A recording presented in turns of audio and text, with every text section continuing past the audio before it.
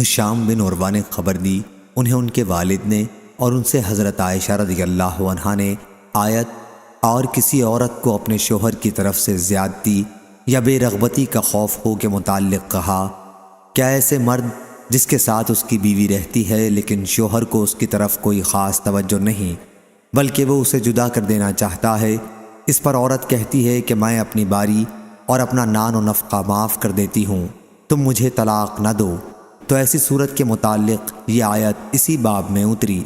صحیح بخاری حدیث نمبر 4601۔ اسود نے بیان کیا کہ ہم حضرت عبداللہ بن مسعود رضی اللہ عنہ کے حلقہ درس میں بیٹھے ہوئے تھے کہ حضرت حذیفہ رضی اللہ عنہ تشریف لائے اور ہمارے پاس کھڑے ہو کر سلام کیا، پھر کہا نفاق میں وہ جماعت مبتلا ہو گئی جو تم سے بہتر تھی۔ اس پر اسود بولے سبحان اللہ، اللہ تعالیٰ تو فرماتا ہے کہ منافق دوزخ کے سب سے نچلے درجے میں ہوں گے۔ عبداللہ بن مسعود رضی اللہ عنہ مسکرانے لگے اور حذیفہ رضی اللہ عنہ مسجد کے کونے میں جا کر بیٹھ گئے۔ اس کے بعد حضرت عبداللہ بن مسعود رضی اللہ عنہ اٹھ گئے اور آپ کے شاگرد بھی ادھر ادھر چلے گئے۔ پھر حذیفہ رضی اللہ عنہ نے مجھ پر کنکری پھینکی، یعنی مجھ کو بلایا۔ میں حاضر ہو گیا تو کہا کہ مجھے عبداللہ بن مسعود رضی اللہ عنہ کی ہنسی پر حیرت ہوئی، حالانکہ جو کچھ میں نے کہا تھا اسے وہ خوب سمجھتے تھے۔ یقیناً نفاق میں ایک جماعت کو مبتلا کیا گیا تھا جو تم سے بہتر تھی، اس لیے کہ پھر انہوں نے توبہ کر لی اور اللہ نے بھی ان کی توبہ قبول کر لی۔ صحیح بخاری حدیث نمبر 4602۔ عامش نے بیان کیا ان سے ابو وائل نے اور ان سے حضرت عبداللہ بن مسعود رضی اللہ عنہ نے کہ نبی کریم صلی اللہ علیہ وسلم نے فرمایا، کسی کے لیے مناسب نہیں کہ مجھے یونس بن متی سے بہتر کہے۔ صحیح بخاری حدیث نمبر 4603۔ حضرت ابو ہریرہ رضی اللہ عنہ نے بیان کیا کہ نبی کریم صلی اللہ علیہ وسلم نے فرمایا، جو شخص یہ کہتا ہے کہ میں حضرت یونس بن متی سے بہتر ہوں، اس نے جھوٹ کہا۔ صحیح بخاری حدیث نمبر 4604۔ شعبہ نے بیان کیا ان سے ابو اسحاق نے اور انہوں نے برا بن عازب رضی اللہ عنہ سے سنا، انہوں نے بیان کیا کہ سب سے آخر میں جو سورت نازل ہوئی وہ سورہ برات ہے، اور احکام میراث کے سلسلے میں سب سے آخر میں جو آیت نازل ہوئی وہ یستفتونک قل اللہ یفتیکم فی الکلالہ ہے۔ صحیح بخاری حدیث نمبر 4605۔ سفیان ثوری نے بیان کیا ان سے قیس بن اسلم نے اور ان سے طارق بن شہاب نے کہ یہودیوں نے حضرت عمر رضی اللہ عنہ سے کہا کہ آپ لوگ ایک ایسی آیت کی تلاوت کرتے ہیں کہ اگر ہمارے یہاں وہ نازل ہوئی ہوتی تو ہم جس دن وہ نازل ہوئی ہوتی اس دن عید منایا کرتے۔ حضرت عمر رضی اللہ عنہ نے کہا میں خوب اچھی طرح جانتا ہوں کہ یہ آیت الیوم اکملت لکم دینکم کہاں اور کب نازل ہوئی تھی، اور جب عرفات کے دن نازل ہوئی تو حضور صلی اللہ علیہ وسلم کہاں تشریف رکھتے تھے۔ اللہ کی قسم ہم اس وقت میدان عرفات میں تھے۔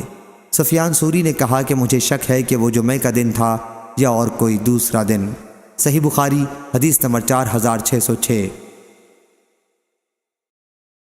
قاسم بن محمد نے بیان کیا اور ان سے نبی کریم صلی اللہ علیہ وسلم کی زوجہ مطہرہ حضرت عائشہ رضی اللہ عنہا نے بیان کیا کہ ایک سفر میں ہم رسول اللہ صلی اللہ علیہ وسلم کے ساتھ روانہ ہوئے۔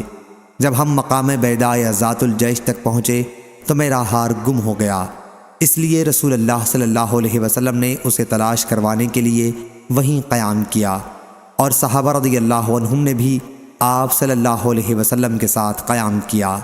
وہاں کہیں پانی نہیں تھا اور صحابہ رضی اللہ عنہم کے ساتھ بھی پانی نہیں تھا۔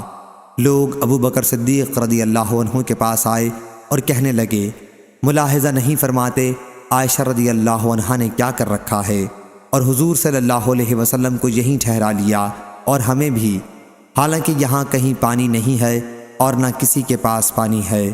حضرت ابو بکر رضی اللہ عنہ میرے یہاں آئے، حضور صلی اللہ علیہ وسلم سر مبارک میری ران پر رکھ کر سو گئے تھے اور کہنے لگے، تم نے حضرت صلی اللہ علیہ وسلم کو اور سب کو روک لیا، حالانکہ یہاں کہیں پانی نہیں ہے اور نہ کسی کے ساتھ پانی ہے۔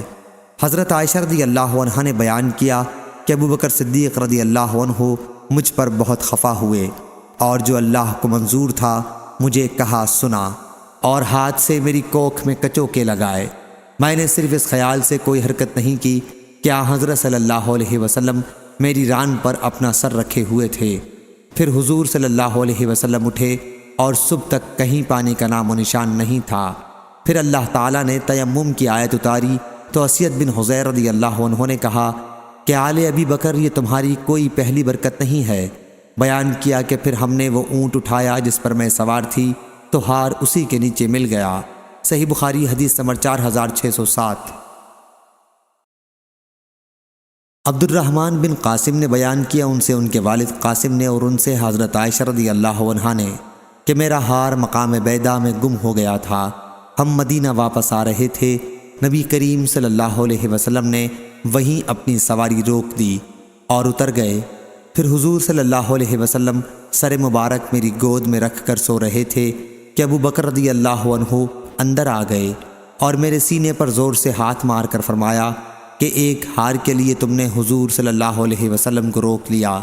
لیکن حضور صلی اللہ علیہ وسلم کے آرام کے خیال سے میں بے حس و حرکت بیٹھی رہی، حالانکہ مجھے تکلیف ہوئی تھی۔ پھر حضور صلی اللہ علیہ وسلم بیدار ہوئے اور صبح کا وقت ہوا اور پانی کی تلاش ہوئی، لیکن کہیں پانی کا نام و نشان نہ تھا۔ اسی وقت یہ آیت اتری، یا ایھا الذین آمنوا اذا قمتم الی الصلاۃ۔ اسید بن حضیر رضی اللہ عنہ نے کہا، اے آل ابی بکر، تمہیں اللہ تعالیٰ نے لوگوں کے لیے باعث برکت بنایا ہے، یقیناً تم لوگوں کے لیے باعث برکت ہو۔ تمہارا ہار گم ہوا، اللہ نے اس کی وجہ سے تیمم کی آیت نازل فرما دی جو قیامت تک مسلمانوں کے لیے آسانی اور برکت ہے۔ علی ھذا القیاس۔ صحیح بخاری حدیث نمبر 4608۔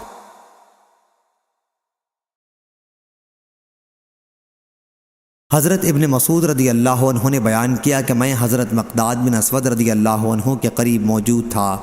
دوسری سند حمدان بن عمر نے بیان کیا، کہا ہم سے ابو نضر ہاشم بن قاسم نے بیان کیا، کہا ہم سے عبید اللہ بن عبد الرحمن اشجعی نے بیان کیا، ان سے سفیان سوری نے، ان سے مخارق بن عبداللہ نے، ان سے طارق بن شہاب نے اور ان سے حضرت عبداللہ بن مسعود رضی اللہ عنہ نے بیان کیا کہ جنگ بدر کے موقع پر مقداد بن اسود رضی اللہ عنہ نے کہا تھا، یا رسول اللہ صلی اللہ علیہ وسلم، ہم آپ سے وہ بات نہیں کہیں گے جو بنی اسرائیل نے موسیٰ علیہ السلام سے کہی تھی کہ آپ خود اور آپ کے خدا چلے جائیں اور آپ دونوں لڑ بھڑ لیں، ہم تو یہاں سے ٹلنے کے نہیں آپ چلیے، ہم آپ کے ساتھ جان دینے کو حاضر ہیں۔ رسول اللہ صلی اللہ علیہ وسلم کو ان کی اس بات سے خوشی ہوئی۔ اس حدیث کو وکی نے بھی سفیان سوری سے، انہوں نے مخارق سے، انہوں نے طارق سے روایت کیا ہے کہ مقداد رضی اللہ عنہ نے حضرت صلی اللہ علیہ وسلم سے یہ عرض کیا جو اوپر بیان ہوا۔ صحیح بخاری حدیث نمبر 4609۔ ابو قلابہ کے غلام نے بیان کیا اور ان سے ابو قلابہ نے کہ وہ امیر المومنین عمر بن عبدالعزیز رحمہ اللہ خلیفہ کے پیچھے بیٹھے ہوئے تھے۔ مجلس میں قسامت کا ذکر آ گیا۔ لوگوں نے کہا کہ قسامت میں قصاص لازم ہوگا، آپ سے پہلے خلفائے راشدین نے بھی اس میں قصاص لیا ہے۔ پھر عمر بن عبدالعزیز رحمہ اللہ ابو قلابہ کی طرف متوجہ ہوئے، وہ پیچھے بیٹھے ہوئے تھے، اور پوچھا، عبداللہ بن زید تمہاری کیا رائے ہے؟ یا یوں کہا کہ ابو قلابہ آپ کی کیا رائے ہے؟ میں نے کہا کہ مجھے تو کوئی ایسی صورت معلوم نہیں ہے کہ اسلام میں کسی شخص کا قتل جائز ہو، سوائے اس کے کہ کسی نے شادی شدہ ہونے کے باوجود زنا کیا ہو، یا ناحق کسی کو قتل کیا ہو، یا اللہ اور اس کے رسول سے لڑا ہو، مرتد ہو گیا ہو۔ اس پر انبسہ نے کہا کہ ہم سے انس رضی اللہ عنہ نے اس طرح حدیث بیان کی تھی۔ ابو قلابہ بولے کہ مجھ سے بھی انہوں نے یہ حدیث بیان کی تھی۔ بیان کیا کہ کچھ لوگ نبی کریم صلی اللہ علیہ وسلم کی خدمت میں حاضر ہوئے اور اسلام پر بیعت کرنے کے بعد حضرت صلی اللہ علیہ وسلم سے کہا کہ ہمیں اس شہر مدینہ کی آب و ہوا موافق نہیں آئی۔ حضرت صلی اللہ علیہ وسلم نے ان سے فرمایا کہ ہمارے یہ اونٹ چرنے جا رہے ہیں، تم بھی ان کے ساتھ چلے جاؤ اور ان کا دودھ اور پیشاب پیو، کیونکہ ان کے مرض کا یہی علاج تھا۔ چنانچہ وہ لوگ ان اونٹوں کے ساتھ چلے گئے اور ان کا دودھ اور پیشاب پیا، جس سے انہیں صحت حاصل ہو گئی۔ اس کے بعد انہوں نے حضور صلی اللہ علیہ وسلم کے چرواہے کو پکڑ کے قتل کر دیا اور اونٹ لے کر بھاگے۔ اب ایسے لوگوں سے بدلہ لینے میں کیا تعامل ہو سکتا تھا؟ انہوں نے ایک شخص کو قتل کیا اور اللہ اور اس کے رسول سے لڑے اور حضور صلی اللہ علیہ وسلم کو خوف زدہ کرنا چاہا۔ انبسا نے اس پر کہا سبحان اللہ۔ میں نے کہا کیا تم مجھے جھٹلانا چاہتے ہو؟ انہوں نے کہا کہ نہیں، یہی حدیث انس رضی اللہ عنہ نے مجھ سے بھی بیان کی تھی۔ میں نے اس پر تعجب کیا کہ تم کو حدیث خوب یاد رہتی ہے۔ ابو قلابہ نے بیان کیا کہ انبسا نے کہا اے شام والو، جب تک تمہارے یہاں ابو قلابہ یا ان جیسے عالم موجود رہیں گے تم ہمیشہ اچھے رہو گے۔ صحیح بخاری حدیث نمبر 4610۔ حضرت انس بن مالک رضی اللہ عنہ نے بیان کیا کہ ربی نے، جو انس رضی اللہ عنہ کی پھوپھی تھیں، انصار کی ایک لڑکی کے آگے کے دانت توڑ دیے۔ لڑکی والوں نے قصاص چاہا اور نبی کریم صلی اللہ علیہ وسلم کی خدمت میں حاضر ہوئے۔ حضور صلی اللہ علیہ وسلم نے بھی قصاص کا حکم دیا۔ حضرت انس بن مالک رضی اللہ عنہ کے چچا انس بن نضر رضی اللہ عنہ نے کہا نہیں، اللہ کی قسم ان کا دانت نہ توڑا جائے گا۔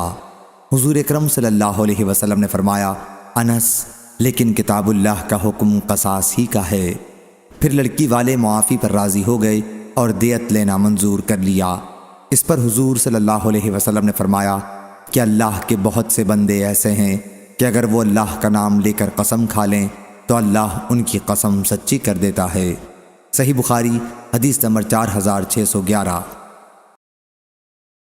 سفیان ثوری نے بیان کیا، ان سے اسماعیل بن ابی خالد نے، ان سے شعبی نے، ان سے مسروق نے کہ ان سے عائشہ رضی اللہ عنہا نے کہا جو شخص بھی تم سے یہ کہتا ہے کہ اللہ تعالیٰ نے رسول اللہ صلی اللہ علیہ وسلم پر جو کچھ نازل کیا تھا اس میں سے آپ نے کچھ چھپا لیا تھا تو وہ جھوٹا ہے۔ اللہ تعالیٰ نے خود فرمایا ہے کہ اے پیغمبر، جو کچھ آپ پر آپ کے پروردگار کی طرف سے نازل ہوا ہے یہ سب آپ لوگوں تک پہنچا دیں۔ صحیح بخاری حدیث نمبر 4612۔ ہشام نے بیان کیا، ان سے ان کے والد نے اور ان سے حضرت عائشہ رضی اللہ عنہا نے کہ آیت اللہ تم سے تمہاری فضول قسموں پر پکڑ نہیں کرتا کسی کے اس طرح قسم کھانے کے بارے میں نازل ہوئی تھی کہ نہیں خدا کی قسم، ہاں خدا کی قسم۔ صحیح بخاری حدیث نمبر 4613۔ ہشام بن عروہ نے بیان کیا، کہا مجھ کو میرے والد نے خبر دی اور ان سے عائشہ رضی اللہ عنہا نے بیان کیا کہ ان کے والد ابو بکر صدیق رضی اللہ عنہ اپنی قسم کے خلاف کبھی نہیں کیا کرتے تھے، لیکن جب اللہ تعالیٰ نے قسم کے کفارے کا حکم نازل کر دیا تو ابو بکر رضی اللہ عنہ نے کہا کہ اب اگر اس کے یعنی جس کے لیے قسم کھا رکھی تھی سوا دوسری چیز مجھے اس سے بہتر معلوم ہوتی ہے تو میں اللہ تعالیٰ کی دی ہوئی رخصت پر عمل کرتا ہوں اور وہی کام کرتا ہوں جو بہتر ہوتا ہے۔ صحیح بخاری حدیث نمبر 4614۔ خالد بن عبداللہ طحان نے بیان کیا، ان سے اسماعیل بن ابی خالد نے، ان سے قیس بن ابی حازم نے اور ان سے عبداللہ بن مسعود رضی اللہ عنہ نے کہ ہم رسول اللہ صلی اللہ علیہ وسلم کے ساتھ ہو کر جہاد کیا کرتے تھے اور ہمارے ساتھ ہماری بیویاں نہیں ہوتی تھیں۔ اس پر ہم نے عرض کیا کہ ہم اپنے کو خصی کیوں نہ کر لیں، لیکن حضرت صلی اللہ علیہ وسلم نے ہمیں اس سے روک دیا اور اس کے بعد ہمیں اس کی اجازت دی کہ ہم کسی عورت سے کپڑے یا کسی بھی چیز کے بدلے میں نکاح کر سکتے ہیں۔ پھر عبداللہ رضی اللہ عنہ نے یہ آیت پڑھی، اے ایمان والو، اپنے اوپر ان پاکیزہ چیزوں کو حرام نہ کرو جو اللہ نے تمہارے لیے جائز کی ہیں۔ صحیح بخاری حدیث نمبر 4615۔ حضرت ابن عمر رضی اللہ عنہ نے بیان کیا کہ جب شراب کی حرمت نازل ہوئی تو مدینے میں اس وقت 5 قسم کی شراب استعمال ہوتی تھی، لیکن انگوری شراب کا استعمال نہیں ہوتا تھا، بہرحال وہ بھی حرام قرار پائی۔ صحیح بخاری حدیث نمبر 4616۔ انس بن مالک رضی اللہ عنہ نے بیان کیا، ہم لوگ تمہاری فضیح کھجور سے بنائی ہوئی شراب کے سوا اور کوئی شراب استعمال نہیں کرتے تھے، یہی جس کا نام تم نے فضیح رکھ رکھا ہے میں کھڑا ابو طلحہ رضی اللہ عنہ کو پلا رہا تھا اور فلاں کو کہ ایک صاحب آئے اور کہا تمہیں کچھ خبر بھی ہے؟ لوگوں نے پوچھا کیا بات ہے؟ انہوں نے بتایا کہ شراب حرام قرار دی جا چکی ہے۔ فوراً ہی ان لوگوں نے کہا انس رضی اللہ عنہ اب ان شراب کے مٹکوں کو بہا دو۔ انہوں نے بیان کیا کہ ان کی اطلاع کے بعد پھر ان لوگوں نے اس میں سے ایک قطرہ بھی نہ مانگا اور نہ پھر اس کا استعمال کیا۔ صحیح بخاری حدیث نمبر 4617۔ جابر رضی اللہ عنہ نے بیان کیا کہ غزوہ احد میں بہت سے صحابہ رضی اللہ عنہم نے صبح شراب پی تھی اور اسی دن وہ سب شہید کر دیے گئے تھے۔ اس وقت شراب حرام نہیں ہوئی تھی، اس لیے وہ گنہگار نہیں ٹھہرے۔ صحیح بخاری حدیث نمبر 4618۔ حضرت عبداللہ بن عمر رضی اللہ عنہ نے بیان کیا کہ میں نے عمر رضی اللہ عنہ سے سنا، وہ نبی کریم صلی اللہ علیہ وسلم کے منبر پر کھڑے فرما رہے تھے، اما بعد، اے لوگو، جب شراب کی حرمت نازل ہوئی تو وہ 5 چیزوں سے تیار کی جاتی تھی: انگور، کھجور، شہد، گیہوں اور جو سے، اور شراب ہر وہ پینے کی چیز ہے جو عقل کو زائل کر دے۔ صحیح بخاری حدیث نمبر 4619۔ حماد بن زید نے بیان کیا، کہا ہم سے ثابت نے ان سے انس بن مالک رضی اللہ عنہ نے کہ حرمت نازل ہونے کے بعد جو شراب بہائی گئی تھی وہ فسیخ تھی۔ امام بخاری رحمہ اللہ نے بیان کیا کہ مجھ سے محمد نے ابو نعمان سے اس زیادتی کے ساتھ بیان کیا کہ انس رضی اللہ عنہ نے کہا، میں صحابہ کی ایک جماعت کو ابو طلحہ رضی اللہ عنہ کے گھر شراب پلا رہا تھا کہ شراب کی حرمت نازل ہوئی۔ حضرت صلی اللہ علیہ وسلم نے منادی کو حکم دیا اور انہوں نے اعلان کرنا شروع کیا۔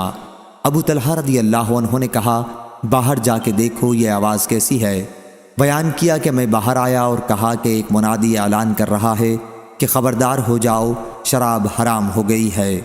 یہ سنتے ہی انہوں نے مجھ سے کہا کہ جاؤ اور شراب بہا دو۔ راوی نے بیان کیا مدینے کی گلیوں میں شراب بہنے لگی۔ راوی نے بیان کیا کہ ان دنوں فضیخ شراب استعمال ہوتی تھی۔ بعض لوگوں نے شراب کو جو اس طرح بہتے دیکھا تو کہنے لگے، معلوم ہوتا ہے کہ کچھ لوگوں نے شراب سے اپنا پیٹ بھر رکھا تھا اور اسی حالت میں انہیں قتل کر دیا گیا ہے۔ بیان کیا کہ پھر اللہ تعالیٰ نے یہ آیت نازل کی، جو لوگ ایمان رکھتے ہیں اور نیک کام کرتے رہتے ہیں ان پر اس چیز میں کوئی گناہ نہیں جس کو انہوں نے کھا لیا۔ صحیح بخاری حدیث نمبر 4620۔ حضرت انس رضی اللہ عنہ نے بیان کیا کہ ایک مرتبہ رسول اللہ صلی اللہ علیہ وسلم نے ایسا خطبہ دیا کہ میں نے ویسا خطبہ کبھی نہیں سنا تھا۔ آپ صلی اللہ علیہ وسلم نے فرمایا، جو کچھ میں جانتا ہوں اگر تمہیں بھی معلوم ہوتا تو تم ہنستے کم اور روتے زیادہ۔ بیان کیا کہ پھر حضور صلی اللہ علیہ وسلم کے صحابہ رضی اللہ عنہم نے اپنے چہرے چھپا لیے، باوجود ضبط کے ان کے رونے کی آواز سنائی دے رہی تھی۔ ایک صحابی نے اس موقع پر پوچھا، میرے والد کون ہیں؟ حضور صلی اللہ علیہ وسلم نے فرمایا کہ فلاں۔ اس پر یہ آیت نازل ہوئی کہ ایسی باتیں مت پوچھو کہ اگر تم پر ظاہر کر دی جائیں تو تمہیں ناگوار گزریں۔ اس کی روایت نظر اور روح بن عبادہ نے شعبہ سے کی ہے۔ صحیح بخاری حدیث نمبر 4621۔ ابن عباس رضی اللہ عنہ نے بیان کیا کہ بعض لوگ رسول اللہ صلی اللہ علیہ وسلم سے مذاقاً سوالات کیا کرتے تھے۔ کوئی شخص یوں پوچھتا کہ میرا باپ کون ہے؟ کسی کی اگر اونٹنی گم ہو جاتی تو وہ یہ پوچھتا کہ میری اونٹنی کہاں ہوگی؟ ایسے ہی لوگوں کے لیے اللہ تعالیٰ نے یہ آیت نازل کی، کیا اے ایمان والو، ایسی باتیں مت پوچھو کہ اگر تم پر ظاہری کر دی جائیں تو تمہیں ناگوار گزرے، یہاں تک کہ پوری آیت پڑھ کر سنائی۔ صحیح بخاری حدیث نمبر 4622۔ سعید بن مسیب نے بیان کیا کہ بحیرہ اس اونٹنی کو کہتے تھے جس کا دودھ بتوں کے لیے روک دیا جاتا اور کوئی شخص اس کے دودھ کو دہنے کا مجاز نہ سمجھا جاتا، اور صائبہ اس اونٹنی کو کہتے تھے جسے وہ اپنے دیوتاؤں کے نام پر آزاد چھوڑ دیتے اور اس سے بار برداری اور سواری وغیرہ کا کام نہ لیتے۔ سعید راوی نے بیان کیا کہ حضرت ابو ہریرہ رضی اللہ عنہ نے بیان کیا کہ رسول اللہ صلی اللہ علیہ وسلم نے فرمایا، میں نے عمرو بن عامر خزائی کو دیکھا کہ وہ اپنی آنتوں کو جہنم میں گھسیٹ رہا تھا۔ اس نے سب سے پہلے سانڈ چھوڑنے کی رسم نکالی تھی، اور وسیلہ اس جوان اونٹنی کو کہتے ہیں جو پہلی مرتبہ مادہ بچہ جنتی اور پھر دوسری مرتبہ بھی مادہ ہی جنتی، اسے بھی وہ بتوں کے نام پر چھوڑ دیتے تھے، لیکن اسی صورت میں جبکہ وہ برابر 2 مرتبہ مادہ بچہ جنتی اور اس کے درمیان میں کوئی نر بچہ نہ ہوتا، اور حام وہ نر اونٹ جو مادے پر شمار سے کئی دفعہ چڑھتا، اس کے نطفے سے 10 بچے پیدا ہو جاتے۔ جب وہ اتنی صحبتیں کر چکتا تو اس کو بھی بتوں کے نام پر چھوڑ دیتے اور بوجھ لادنے سے معاف کر دیتے، نہ سواری کرتے، اس کا نام حام رکھتے۔ اور ابو الیمان حکیم بن نافع نے کہا ہم کو شعیب نے خبر دی، انہوں نے ظاہری سے سنا، کہا میں نے سعید بن مسیب سے یہی حدیث سنی جو اوپر گزری۔ سعید نے کہا ابو ہریرہ رضی اللہ عنہ نے کہا میں نے آن حضرت صلی اللہ علیہ وسلم سے سنا، وہی عمرو بن عامر خزائی کا قصہ جو اوپر گزرا۔ اور یزید بن عبداللہ بن ہاد نے بھی اس حدیث کو ابن شہاب سے روایت کیا، انہوں نے سعید بن مسیب سے، انہوں نے ابو ہریرہ رضی اللہ عنہ سے کہا میں نے آن حضرت صلی اللہ علیہ وسلم سے سنا۔ صحیح بخاری حدیث نمبر 4623۔ یونس نے بیان کیا، ان سے ظاہری نے، ان سے عروہ نے، اور ان سے حضرت عائشہ رضی اللہ عنہا نے بیان کیا کہ رسول اللہ صلی اللہ علیہ وسلم نے فرمایا میں نے جہنم کو دیکھا کہ اس کے بعض حصے بعض دوسرے حصوں کو کھائے جا رہے ہیں، اور میں نے عمرو بن عامر خزائی کو دیکھا کہ وہ اپنی آنتیں اس میں گھسیٹتا پھر رہا تھا۔ یہی وہ شخص ہے جس نے سب سے پہلے سانڈ چھوڑنے کی رسم ایجاد کی تھی۔ صحیح بخاری حدیث نمبر 4624۔ حضرت ابن عباس رضی اللہ عنہ نے بیان کیا کہ رسول اللہ صلی اللہ علیہ وسلم نے خطبہ دیا اور فرمایا اے لوگو، تم اللہ کے پاس جمع کیے جاؤ گے، ننگے پاؤں، ننگے جسم اور بغیر ختنہ کے۔ پھر آپ نے یہ آیت پڑھی جس طرح ہم نے اول بار پیدا کرنے کے وقت ابتدا کی تھی اسی طرح اسے دوبارہ زندہ کر دیں گے، ہمارے ذمہ وعدہ ہے، ہم ضرور اسے کر کے ہی رہیں گے، آخر آیت تک۔ پھر فرمایا قیامت کے دن تمام مخلوق میں سب سے پہلے حضرت ابراہیم علیہ السلام کو کپڑا پہنایا جائے گا، ہاں، اور میری امت کے کچھ لوگوں کو لایا جائے گا اور انہیں جہنم کے بائیں طرف لے جایا جائے گا۔ میں عرض کروں گا میرے رب یہ تو میرے امتی ہیں۔ مجھ سے کہا جائے گا آپ کو نہیں معلوم ہے کہ انہوں نے آپ کے بعد نئی نئی باتیں شریعت میں نکالی تھیں۔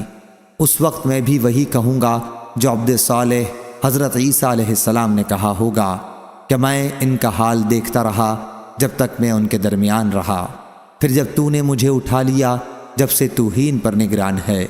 مجھے بتایا جائے گا کہ آپ کی جدائی کے بعد وہ لوگ دین سے پھر گئے تھے۔ صحیح بخاری حدیث نمبر 4625۔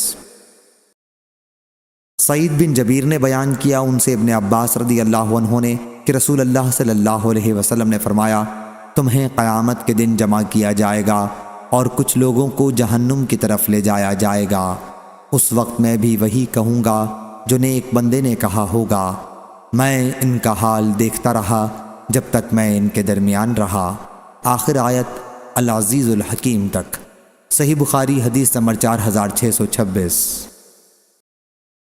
ابراہیم بن سعد نے بیان کیا، ان سے ابن شہاب نے، ان سے سالم بن عبداللہ نے، اور ان سے ان کے والد عبداللہ بن عمر رضی اللہ عنہ نے کہ رسول اللہ صلی اللہ علیہ وسلم نے فرمایا غیب کے خزانچے 5 ہیں، جیسا کہ ارشاد باری ہے بے شک اللہ ہی کو قیامت کی خبر ہے اور وہی جانتا ہے کہ رحموں میں کیا ہے، اور کوئی بھی نہیں جان سکتا کہ وہ کل کیا عمل کرے گا، اور نہ کوئی یہ جان سکتا ہے کہ وہ کس زمین پر مرے گا، بے شک اللہ ہی علم والا ہے، خبر رکھنے والا ہے۔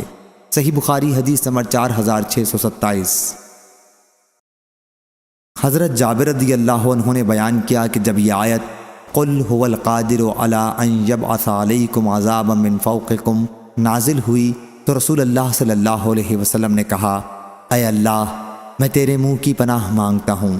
پھر یہ اترا او من تحت ارجلکم، آپ نے فرمایا یا اللہ میں تیرے منہ کی پناہ مانگتا ہوں۔ پھر یہ اترا او یلبسکم شیئا ویذیق بعدکم باسا بعد۔ اس وقت آن حضرت صلی اللہ علیہ وسلم نے فرمایا یہ پہلے عذابوں سے ہلکا یا آسان ہے۔ صحیح بخاری حدیث نمبر 4628۔ عبداللہ رضی اللہ عنہ نے بیان کیا کہ جب آیت وَلَمْ يَلْبِسُوا أَيْمَانَهُمْ بِظُلْمٍ نازل ہوئی تو صحابہ رضی اللہ عنہم نے کہا ہم میں کون ہوگا جس کا دامن ظلم سے پاک ہو؟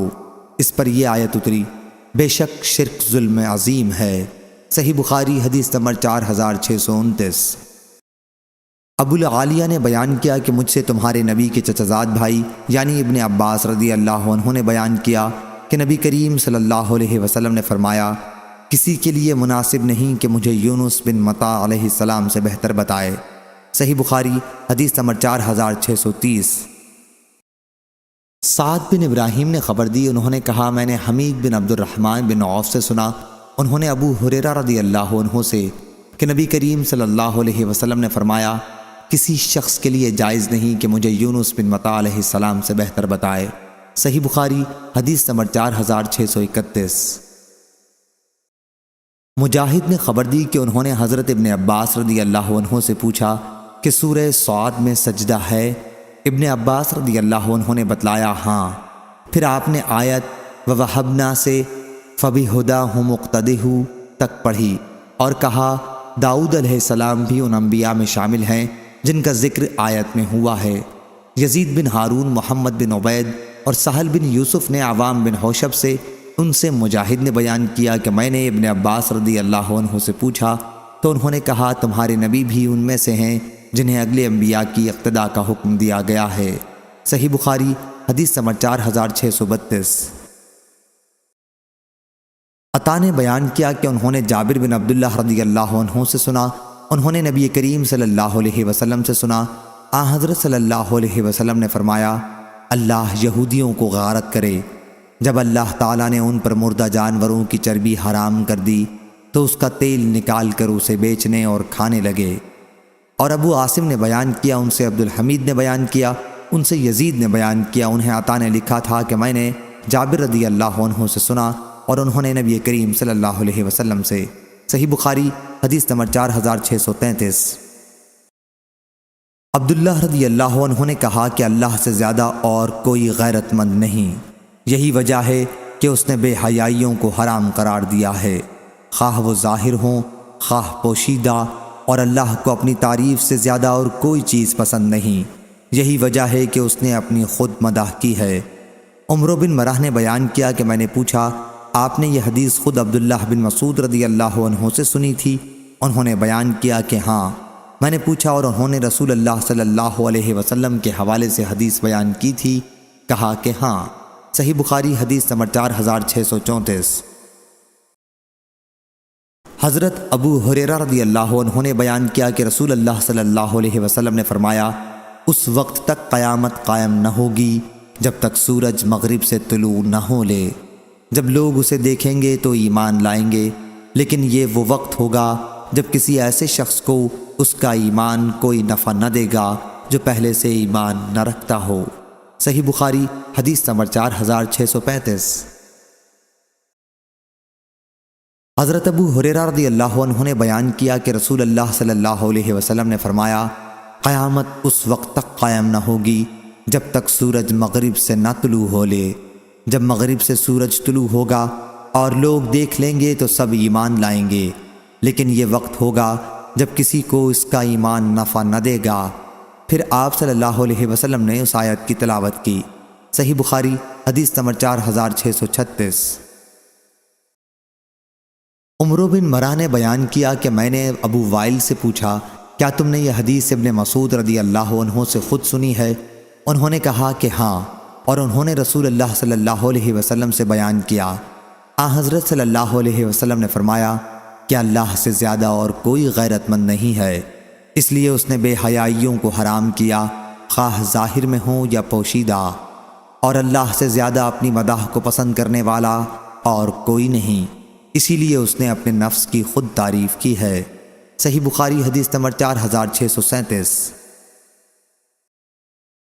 سفیان ثوری نے بیان کیا، ان سے عمرو بن یحییٰ مازنی نے، ان سے ان کے والد یحییٰ مازنی نے، اور ان سے حضرت ابو سعید خدری رضی اللہ عنہ نے بیان کیا کہ ایک یہودی رسول اللہ صلی اللہ علیہ وسلم کی خدمت میں حاضر ہوا، اس کے منہ پر کسی نے تمانچہ مارا تھا۔ اس نے کہا اے محمد صلی اللہ علیہ وسلم، آپ کے انصاری صحابہ میں سے ایک شخص نے مجھے تمانچہ مارا ہے۔ حضرت صلی اللہ علیہ وسلم نے فرمایا انہیں بلاؤ۔ لوگوں نے انہیں بلایا، پھر آپ صلی اللہ علیہ وسلم نے ان سے پوچھا کہ تم نے اسے تمانچہ کیوں مارا ہے؟ اس نے عرض کیا یا رسول اللہ صلی اللہ علیہ وسلم، میں یہودیوں کی طرف سے گزرا تو میں نے سنا کہ یہ کہہ رہا تھا اس ذات کی قسم جس نے موسیٰ علیہ السلام کو تمام انسانوں پر فضیلت دی۔ میں نے کہا اور محمد صلی اللہ علیہ وسلم پر بھی۔ مجھے اس کی بات پر غصہ آ گیا اور میں نے اسے تمانچہ مار دیا۔ حضرت صلی اللہ علیہ وسلم نے اس پر فرمایا مجھے انبیاء پر فضیلت نہ دیا کرو، قیامت کے دن تمام لوگ بے ہوش کر دیے جائیں گے۔ سب سے پہلے میں ہوش میں آؤں گا، لیکن میں موسیٰ علیہ السلام کو دیکھوں گا کہ وہ عرش کا ایک پایا پکڑے کھڑے ہوں گے۔ اب مجھے نہیں معلوم کہ وہ مجھ سے پہلے ہوش میں آ گئے یا طور کی بے ہوشی کا انہیں بدلہ دیا گیا۔ صحیح بخاری حدیث نمبر 4638۔ شعبہ نے بیان کیا، ان سے عبد الملک نے، ان سے عمرو بن حریث نے، اور ان سے سعید بن زید رضی اللہ عنہ نے کہ نبی کریم صلی اللہ علیہ وسلم نے فرمایا، کھمبی من میں سے ہے اور اس کا پانی آنکھوں کے لیے شفا ہے۔ صحیح بخاری حدیث نمبر 4639۔ ابو ادریس خولانی نے بیان کیا، کہا کہ میں نے ابو درداء رضی اللہ عنہ سے سنا، انہوں نے بیان کیا کہ ابو بکر رضی اللہ عنہ اور عمر رضی اللہ عنہ کے درمیان کچھ بحث سی ہو گئی تھی۔ حضرت عمر رضی اللہ عنہ حضرت ابو بکر رضی اللہ عنہ پر غصہ ہو گئے اور ان کے پاس آنے لگے۔ ابو بکر رضی اللہ عنہ بھی ان کے پیچھے پیچھے ہو گئے معافی مانگتے ہوئے، لیکن عمر رضی اللہ عنہ نے انہیں معاف نہیں کیا اور گھر پہنچ کر اندر سے دروازہ بند کر لیا۔ اب ابو بکر رضی اللہ عنہ رسول اللہ صلی اللہ علیہ وسلم کی خدمت میں حاضر ہوئے۔ حضرت ابو درداء رضی اللہ عنہ نے بیان کیا کہ ہم لوگ اس وقت حضور صلی اللہ علیہ وسلم کی خدمت میں حاضر تھے۔ حضور صلی اللہ علیہ وسلم نے فرمایا، تمہارے یہ صاحب یعنی ابو بکر رضی اللہ عنہ لڑ آئے ہیں۔ راوی نے بیان کیا کہ عمر رضی اللہ عنہ بھی اپنے طرز عمل پر نادم ہوئے اور حضور صلی اللہ علیہ وسلم کی طرف چلے اور سلام کر کے آپ صلی اللہ علیہ وسلم کے قریب بیٹھ گئے۔ پھر حضور صلی اللہ علیہ وسلم سے سارا واقعہ بیان کیا۔ ابو درداء رضی اللہ عنہ نے بیان کیا کہ آپ بہت ناراض ہوئے۔ ادھر ابو بکر رضی اللہ عنہ بار بار یہ عرض کرتے کہ یا رسول اللہ صلی اللہ علیہ وسلم، واقعی میری ہی زیادتی تھی۔ پھر حضور صلی اللہ علیہ وسلم نے فرمایا، کیا تم لوگ میرے ساتھی کو مجھ سے جدا کرنا چاہتے ہو؟ جب میں نے کہا تھا کہ اے انسانوں، بے شک میں اللہ کا رسول ہوں تم سب کی طرف، تو تم لوگوں نے کہا کہ تم جھوٹ بولتے ہو۔ اس وقت ابو بکر رضی اللہ عنہ نے کہا تھا کہ آپ سچے ہیں۔ ابو عبید اللہ نے کہا، غامر کے معنی حدیث میں یہ ہے کہ ابو بکر رضی اللہ عنہ نے بھلائی میں سبقت کی ہے۔ صحیح بخاری حدیث نمبر 4640۔ معمر نے خبر دی، انہیں حمام بن منبع نے، انہوں نے حضرت ابو ہریرہ رضی اللہ عنہ سے سنا، انہوں نے بیان کیا کہ رسول اللہ صلی اللہ علیہ وسلم نے فرمایا، بنی اسرائیل سے کہا گیا تھا کہ دروازے میں عاجزی سے جھکتے ہوئے داخل ہو اور کہتے جاؤ کہ توبہ ہے تو ہم تمہاری خطائیں معاف کر دیں گے، لیکن انہوں نے حکم بدل ڈالا، چوتڑوں کے بل گھسٹتے ہوئے داخل ہوئے اور یہ کہا کہ حبہ فی شعرہ، یعنی ہم کو بالیوں میں دانا چاہیے۔ صحیح بخاری حدیث نمبر 4641۔ حضرت ابن عباس رضی اللہ عنہ نے بیان کیا کہ عینہ بن حسن بن حذیفہ نے اپنے بھتیجے حربن قیس کے یہاں آ کر قیام کیا، اور ان چند خاص لوگوں میں سے تھے جنہیں حضرت عمر رضی اللہ عنہ اپنے بہت قریب رکھتے تھے۔ جو لوگ قرآن مجید کے زیادہ عالم اور قاری ہوتے، حضرت عمر رضی اللہ عنہ کی مجلس میں انہی کو زیادہ نزدیکی حاصل ہوتی تھی، اور ایسے لوگ آپ کے مشیر ہوتے۔ اس کی کوئی قید نہیں تھی کہ وہ عمر رسیدہ ہوں یا نوجوان۔ عینہ نے اپنے بھتیجے سے کہا کہ تمہیں اس امیر کی مجلس میں بہت نزدیکی حاصل ہے، میرے لیے بھی مجلس میں حاضری کی اجازت لے دو۔ حرب بن قیس نے کہا کہ میں آپ کے لیے بھی اجازت مانگوں گا۔ حضرت ابن عباس رضی اللہ عنہ نے بیان کیا، چنانچہ انہوں نے عینہ کے لیے بھی اجازت مانگی، اور حضرت عمر رضی اللہ عنہ نے انہیں مجلس میں آنے کی اجازت دے دی۔ مجلس میں جب وہ پہنچے تو کہنے لگے، اے خطاب کے بیٹے، خدا کی قسم، نہ تو تم ہمیں مال ہی دیتے ہو اور نہ عدل و انصاف کے ساتھ فیصلہ کرتے ہو۔ حضرت عمر رضی اللہ عنہ کو ان کی اس بات پر بڑا غصہ آیا اور آگے بڑھ ہی رہے تھے کہ حرب بن قیس نے عرض کیا، یا امیر المومنین، اللہ تعالیٰ نے اپنے نبی سے خطاب کر کے فرمایا ہے، معافی اختیار کر اور نیک کام کا حکم دے اور جاہلوں سے کنارہ کش ہو جایا کیجیے، اور یہ بھی جاہلوں میں سے ہیں۔ اللہ کی قسم کہ جب حر نے قرآن مجید کی تلاوت کی تو حضرت عمر رضی اللہ عنہ بالکل ٹھنڈے پڑ گئے، اور کتاب اللہ کے حکم کے سامنے آپ کی یہی حالت ہوتی تھی۔ صحیح بخاری حدیث نمبر 4642۔ وکیع نے بیان کیا، ان سے حشام نے، ان سے ان کے والد نے اور ان سے عبداللہ بن زبیر رضی اللہ عنہ نے بیان کیا کہ آیت معافی اختیار کیجئے اور نیک کام کا حکم دیتے رہیے، لوگوں کی اخلاق کی اصلاح کے لیے ہی نازل ہوئی ہے۔ صحیح بخاری حدیث نمبر 4643۔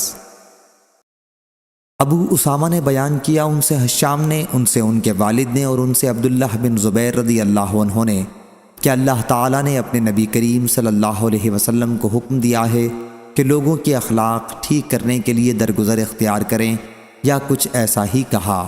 صحیح بخاری حدیث نمبر 4644۔ سعید بن جبیر نے بیان کیا کہ میں نے حضرت ابن عباس رضی اللہ عنہ سے سورہ انفال کے متعلق پوچھا، انہوں نے بتلایا کہ غزوہ بدر میں نازل ہوئی تھی۔ الشوکہ کا معنی دھار نوک، مردفین کے معنی فوج در فوج کہتے ہیں، ردفنی واردفنی یعنی میرے بعد آیا، ذالکم فذوقوہ ذوقوہ کا معنی یہ ہے کہ یہ عذاب اٹھاؤ، اس کا تجربہ کرو، منہ سے چکھنا مراد نہیں ہے۔ فیرکمہ کا معنی اس کو جمع کرے، شرد کا معنی جدا کر دے یا سخت سزا دے، جنحو کا معنی صلح طلب کریں، سلم سلم اور سلام کا معنی ایک ہی ہے۔ یسخن کا معنی غالب ہوا، اور مجاہد نے کہا مکا کا معنی انگلیاں منہ پر رکھنا، تصدیہ سیٹی بجانا، شبتو کا تاکہ تجھ کو قید کر لیں۔ صحیح بخاری حدیث نمبر 4645۔ ورقہ بن عمر نے بیان کیا، ان سے ابن ابی نجیح نے، ان سے مجاہد نے اور ان سے ابن عباس رضی اللہ عنہ نے کہ آیت بدترین حیوانات اللہ کے نزدیک وہ بہرے گونگے ہیں جو عقل سے ذرا کام نہیں لیتے، بنو عبدالدار کے کچھ لوگوں کے بارے میں اتری تھی۔ صحیح بخاری حدیث نمبر 4646۔ شعبہ نے بیان کیا، ان سے خبیب بن عبد الرحمن نے، انہوں نے حفص بن عاصم سے سنا اور ان سے ابو سعید بن معالی رضی اللہ عنہ نے بیان کیا کہ میں نماز پڑھ رہا تھا کہ رسول اللہ صلی اللہ علیہ وسلم نے مجھے پکارا، میں آپ صلی اللہ علیہ وسلم کی خدمت میں نہ پہنچ سکا بلکہ نماز سے فارغ ہونے کے بعد حاضر ہوا۔ آپ صلی اللہ علیہ وسلم نے دریافت فرمایا کہ آنے میں دیر کیوں ہوئی؟ کیا اللہ تعالیٰ نے تمہیں حکم نہیں دیا ہے؟ کیا اے ایمان والو اللہ اور اس کے رسول کی آواز پر لبیک کہو جبکہ وہ یعنی رسول تم کو بلائیں؟ پھر آپ نے فرمایا مسجد سے نکلنے سے پہلے میں تمہیں قرآن کی عظیم ترین سورت سکھاؤں گا۔ تھوڑی دیر بعد آپ باہر تشریف لے جانے لگے تو میں نے آپ کو یاد دلایا۔ اور معاذ بن معاذ عنبری نے اس حدیث کو یوں روایت کیا کہ ہم سے شعبہ نے بیان کیا، ان سے خبیب نے، انہوں نے حفص سے سنا اور انہوں نے ابو سعید بن معالی رضی اللہ عنہ سے جو نبی کریم صلی اللہ علیہ وسلم کے صحابی تھے سنا، اور انہوں نے بیان کیا وہ سورت الحمدللہ رب العالمین ہے جس میں 7 آیتیں ہیں جو ہر نماز میں مکرر پڑھی جاتی ہیں۔ صحیح بخاری حدیث نمبر 4647۔ شعبہ نے بیان کیا، ان سے صاحب زیادی عبد الحمید نے جو کردید کے صاحبزادے تھے، انہوں نے انس بن مالک رضی اللہ عنہ سے سنا کہ ابو جہل نے کہا تھا کہ اے اللہ، اگر یہ کلام تیری طرف سے واقعی حق ہے تو ہم پر آسمانوں سے پتھر برسا دے یا پھر کوئی اور ہی عذاب دردناک لے آ۔ تو اس پر آیت حالانکہ اللہ ایسا نہیں کرے گا کہ انہیں عذاب دے اس حال میں کہ آپ ان میں موجود ہوں، اور نہ اللہ ان پر عذاب لائے گا اس حال میں کہ وہ استغفار کر رہے ہوں۔ ان لوگوں کے لیے کیا وجہ کہ اللہ ان پر عذاب ہی سرے سے نہ لائے، درآں حالانکہ وہ مسجد حرام سے روکتے ہیں، آخر آیت تک۔ صحیح بخاری حدیث نمبر 4648۔ شعبہ نے بیان کیا، ان سے صاحب زیادی عبد الحمید نے اور انہوں نے حضرت انس بن مالک رضی اللہ عنہ سے سنا، انہوں نے بیان کیا کہ ابو جہل نے کہا تھا کہ اے اللہ، اگر یہ کلام تیری طرف سے واقعی حق ہے تو ہم پر آسمان سے پتھر برسا دے یا پھر کوئی اور ہی عذاب لے آ۔ اس پر یہ آیت نازل ہوئی، حالانکہ اللہ ایسا نہیں کرے گا کہ انہیں عذاب دے اس حال میں کہ آپ ان میں موجود ہوں، اور نہ اللہ ان پر عذاب لائے گا اس حال میں کہ وہ استغفار کر رہے ہوں۔ ان لوگوں کو اللہ کیوں نہ عذاب کرے جن کا حال یہ ہے کہ وہ مسجد حرام سے روکتے ہیں، آخر آیت تک۔ صحیح بخاری حدیث نمبر 4649۔ حسن بن عبدالعزیز نے بیان کیا، کہا ہم سے عبداللہ بن یحییٰ نے کہا ہم سے حیوہ بن شریح نے، انہوں نے بکر بن عمرو سے، انہوں نے بکیر سے، انہوں نے نافع سے، انہوں نے عبداللہ بن عمر رضی اللہ عنہ سے کہ ایک شخص حبان یا علا بن عرار نامی نے پوچھا، ابو عبد الرحمن، آپ نے قرآن کی آیت نہیں سنی کہ جب مسلمانوں کی دو جماعتیں لڑنے لگیں الخ، اس آیت کے بموجب تم حضرت علی اور معاویہ رضی اللہ عنہ دونوں سے کیوں نہیں لڑتے؟ جیسے اللہ نے فرمایا فقاتلوا التی تبغی۔ انہوں نے کہا میرے بھتیجے، اگر میں اس آیت کی تعویل کر کے مسلمانوں سے نہ لڑوں تو یہ مجھ کو اچھا معلوم ہوتا ہے بنسبت اس کے کہ میں اس آیت وَمَن يَقْتُلُ مُؤْمِنًا مُتَعَمِّدًا کی تعویل کروں۔ وہ شخص کہنے لگا اچھا اس آیت کو کیا کرو گے جس میں مذکور ہے کہ ان سے لڑو تاکہ فتنہ باقی نہ رہے اور سارا دین اللہ کا ہو جائے۔ عبداللہ بن عمر رضی اللہ عنہ نے کہا واہ واہ، یہ لڑائی تو ہم حضرت صلی اللہ علیہ وسلم کے عہد میں کر چکے۔ اس وقت مسلمان بہت تھوڑے تھے اور مسلمان کو اسلام اختیار کرنے پر تکلیف دی جاتی، قتل کرتے، قید کرتے، یہاں تک کہ اسلام پھیل گیا، مسلمان بہت ہو گئے۔ اب فتنہ جو اس آیت میں مذکور ہے وہ کہاں رہا؟ جب اس شخص نے دیکھا کہ عبداللہ بن عمر رضی اللہ عنہ کسی طرح لڑائی پر اس کے موافق نہیں ہوتے تو کہنے لگا اچھا بتلاؤ علی رضی اللہ عنہ اور عثمان رضی اللہ عنہ کے بارے میں تمہارا کیا اعتقاد ہے؟ انہوں نے کہا ہاں یہ کہو تو سنو، علی رضی اللہ عنہ اور عثمان رضی اللہ عنہ کے بارے میں اپنا اعتقاد بیان کرتا ہوں۔ عثمان رضی اللہ عنہ کا جو قصور تم بیان کرتے ہو کہ وہ جنگ احد میں بھاگ نکلے تو اللہ نے ان کا یہ قصور معاف کر دیا، مگر تم کو یہ معافی پسند نہیں جب تو اب تک ان پر قصور لگاتے جاتے ہو۔ اور علی مرتضیٰ رضی اللہ عنہ تو سبحان اللہ حضرت صلی اللہ علیہ وسلم کے چچزاد بھائی اور آپ کے داماد بھی تھے، اور ہاتھ سے اشارہ کر کے بتلایا یہ ان کا گھر ہے جہاں تم دیکھ رہے ہو۔ صحیح بخاری حدیث نمبر 4650۔ سعید بن جبیر نے بیان کیا، کہا کہ ابن عمر رضی اللہ عنہ ہمارے پاس تشریف لائے تو ایک صاحب نے ان سے پوچھا کہ مسلمانوں کے باہمی فتنہ اور جنگ کے بارے میں آپ کی کیا رائے ہے؟ ابن عمر رضی اللہ عنہ نے ان سے پوچھا تمہیں معلوم بھی ہے فتنہ کیا چیز ہے؟ محمد صلی اللہ علیہ وسلم مشرکین سے جنگ کرتے تھے اور ان میں ٹھہر جانا ہی فتنہ تھا۔ حضرت صلی اللہ علیہ وسلم کی جنگ تمہاری ملک و سلطنت کی خاطر جنگ کی طرح نہیں تھی۔ صحیح بخاری حدیث نمبر 4651۔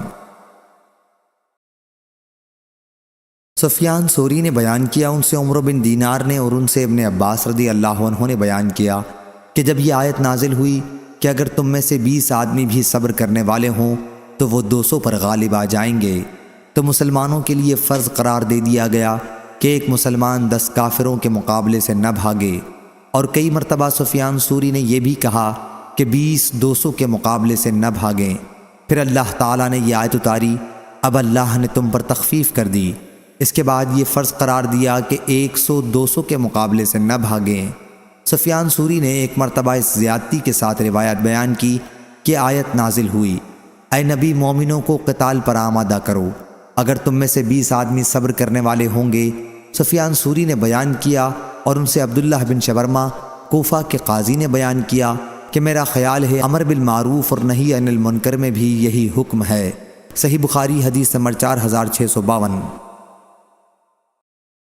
حضرت ابن عباس رضی اللہ عنہ نے بیان کیا کہ جب یہ آیت اتری اگر تم میں سے 20 آدمی بھی صبر کرنے والے ہوں گے تو وہ 200 پر غالب آ جائیں گے، تو مسلمانوں پر سخت گزرا، کیونکہ اس آیت میں ان پر یہ فرض قرار دے دیا گیا تھا کہ ایک مسلمان 10 کافروں کے مقابلے سے نہ بھاگے، اس لیے اس کے بعد تخفیف کی گئی، اور اللہ تعالیٰ نے فرمایا اب اللہ نے تم سے تخفیف کر دی اور معلوم کر لیا کہ تم میں جوش کی کمی ہے، سو اب اگر تم میں 100 صبر کرنے والے ہوں گے تو وہ 200 پر غالب آ جائیں گے۔ حضرت ابن عباس رضی اللہ عنہ نے کہا کہ تعداد کی اس کمی سے اتنی ہی مسلمانوں کے صبر میں کمی ہو گئی۔ صحیح بخاری حدیث نمبر 4653۔ شعبہ نے بیان کیا، ان سے ابو اسحاق نے کہ میں نے برا بن عازب رضی اللہ عنہ سے سنا، انہوں نے کہا کہ سب سے آخر میں یہ آیت نازل ہوئی تھی، یستفتونک قل اللہ یفتیکم فی الکلالہ، اور سب سے آخر میں سورہ برت نازل ہوئی۔ صحیح بخاری حدیث نمبر 4654۔ ابو ہریرہ رضی اللہ عنہ نے کہا، ابو بکر صدیق رضی اللہ عنہ نے اس حج کے موقع پر جس کا حضرت صلی اللہ علیہ وسلم نے انہیں امیر بنایا تھا، مجھے بھی ان اعلان کرنے والوں میں رکھا تھا جنہیں حضرت صلی اللہ علیہ وسلم نے یوم نحر میں اس لیے بھیجا تھا کہ اعلان کر دیں کہ آئندہ سال سے کوئی مشرک حج کرنے نہ آئے اور کوئی شخص بیت اللہ کا طواف ننگے ہو کر نہ کرے۔ حمید بن عبد الرحمن نے کہا، پھر اس کے بعد حضرت صلی اللہ علیہ وسلم نے حضرت علی رضی اللہ عنہ کو پیچھے سے بھیجا اور انہیں سورہ برات کے احکام کے اعلان کرنے کا حکم دیا۔ حضرت ابو ہریرہ رضی اللہ عنہ نے کہا، چنانچہ ہمارے ساتھ حضرت علی رضی اللہ عنہ نے بھی یوم نحر ہی میں سورہ برات کا اعلان کیا اور اس کا کہ آئندہ سال سے کوئی مشرک حج نہ کرے اور نہ کوئی ننگے ہو کر طواف کرے۔ صحیح بخاری حدیث نمبر 4655۔ حضرت ابو ہریرہ رضی اللہ عنہ نے کہا، حضرت ابو بکر صدیق رضی اللہ عنہ نے حج کے موقع پر جس کا حضرت صلی اللہ علیہ وسلم نے انہیں امیر بنایا تھا، مجھ کو ان اعلان کرنے والوں میں رکھا تھا جنہیں آپ نے یوم نحر میں بھیجا تھا، منا میں یہ اعلان کرنے کے لیے کہ اس سال کے بعد کوئی مشرک حج کرنے نہ آئے اور نہ کوئی شخص بیت اللہ کا طواف ننگا ہو کر کرے۔ حمید نے کہا کہ پھر پیچھے سے نبی کریم صلی اللہ علیہ وسلم نے حضرت علی رضی اللہ عنہ کو بھیجا اور انہیں حکم دیا کہ سورہ برات کا اعلان کر دیں۔ حضرت ابو ہریرہ رضی اللہ عنہ نے کہا کہ پھر حضرت علی رضی اللہ عنہ نے ہمارے ساتھ منا کے میدان میں 10ویں تاریخ میں سورہ برات کا اعلان کیا اور یہ کہ کوئی مشرک آئندہ سال سے حج کرنے نہ آئے اور نہ کوئی بیت اللہ کا طواف ننگا ہو کر کرے۔ صحیح بخاری حدیث نمبر 4656۔ حضرت ابو ہریرہ رضی اللہ عنہ نے خبر دی کہ حضرت ابو بکر صدیق رضی اللہ عنہ نے اس حج کے موقع پر جس کا انہیں رسول اللہ صلی اللہ علیہ وسلم نے امیر بنایا تھا، حجۃ الوداع سے 1 سال پہلے 9 ہجری میں انہیں بھی ان اعلان کرنے والوں میں رکھا تھا جنہیں لوگوں میں آپ نے یہ اعلان کرنے کے لیے بھیجا تھا کہ آئندہ سال سے کوئی مشرک حج کرنے نہ آئے اور نہ کوئی بیت اللہ کا طواف ننگے ہو کر کرے۔ حمید نے کہا کہ حضرت ابو ہریرہ رضی اللہ عنہ کی اس حدیث سے معلوم ہوتا ہے کہ یوم نحر بڑے حج کا دن ہے۔ صحیح بخاری حدیث نمبر 4657۔ زید بن وہب نے بیان کیا کہ ہم حضرت حذیفہ بن یمان رضی اللہ عنہ کی خدمت میں حاضر تھے۔ انہوں نے کہا، یہ آیت جن لوگوں کے بارے میں اتری ان میں سے اب صرف 3 شخص باقی ہیں، اسی طرح منافقوں میں سے بھی اب 4 شخص باقی ہیں۔ اتنے میں ایک دیہاتی کہنے لگا، آپ تو حضرت صلی اللہ علیہ وسلم کے صحابی ہیں، ہمیں ان لوگوں کے متعلق بتائیے کہ ان کا کیا حشر ہوگا جو ہمارے گھروں میں چھید کر کے اچھی چیزیں چرا کے لے جاتے ہیں۔ انہوں نے کہا کہ یہ لوگ فاسق بدکار ہیں، ہاں ان منافقوں میں 4 کے سوا اور کوئی باقی نہیں رہا ہے، اور ایک تو اتنا بوڑھا ہو چکا ہے کہ اگر ٹھنڈا پانی پیتا ہے تو اس کی ٹھنڈ کا بھی اسے پتہ نہیں چلتا۔ صحیح بخاری حدیث نمبر 4658۔ حضرت ابو ہریرہ رضی اللہ عنہ نے بیان کیا اور انہوں نے رسول اللہ صلی اللہ علیہ وسلم سے سنا، آپ فرما رہے تھے کہ تمہارا خزانہ جس میں سے زکوٰۃ نہ دی گئی ہو قیامت کے دن گنج ناگ کی شکل اختیار کرے گا۔ صحیح بخاری حدیث نمبر 4659۔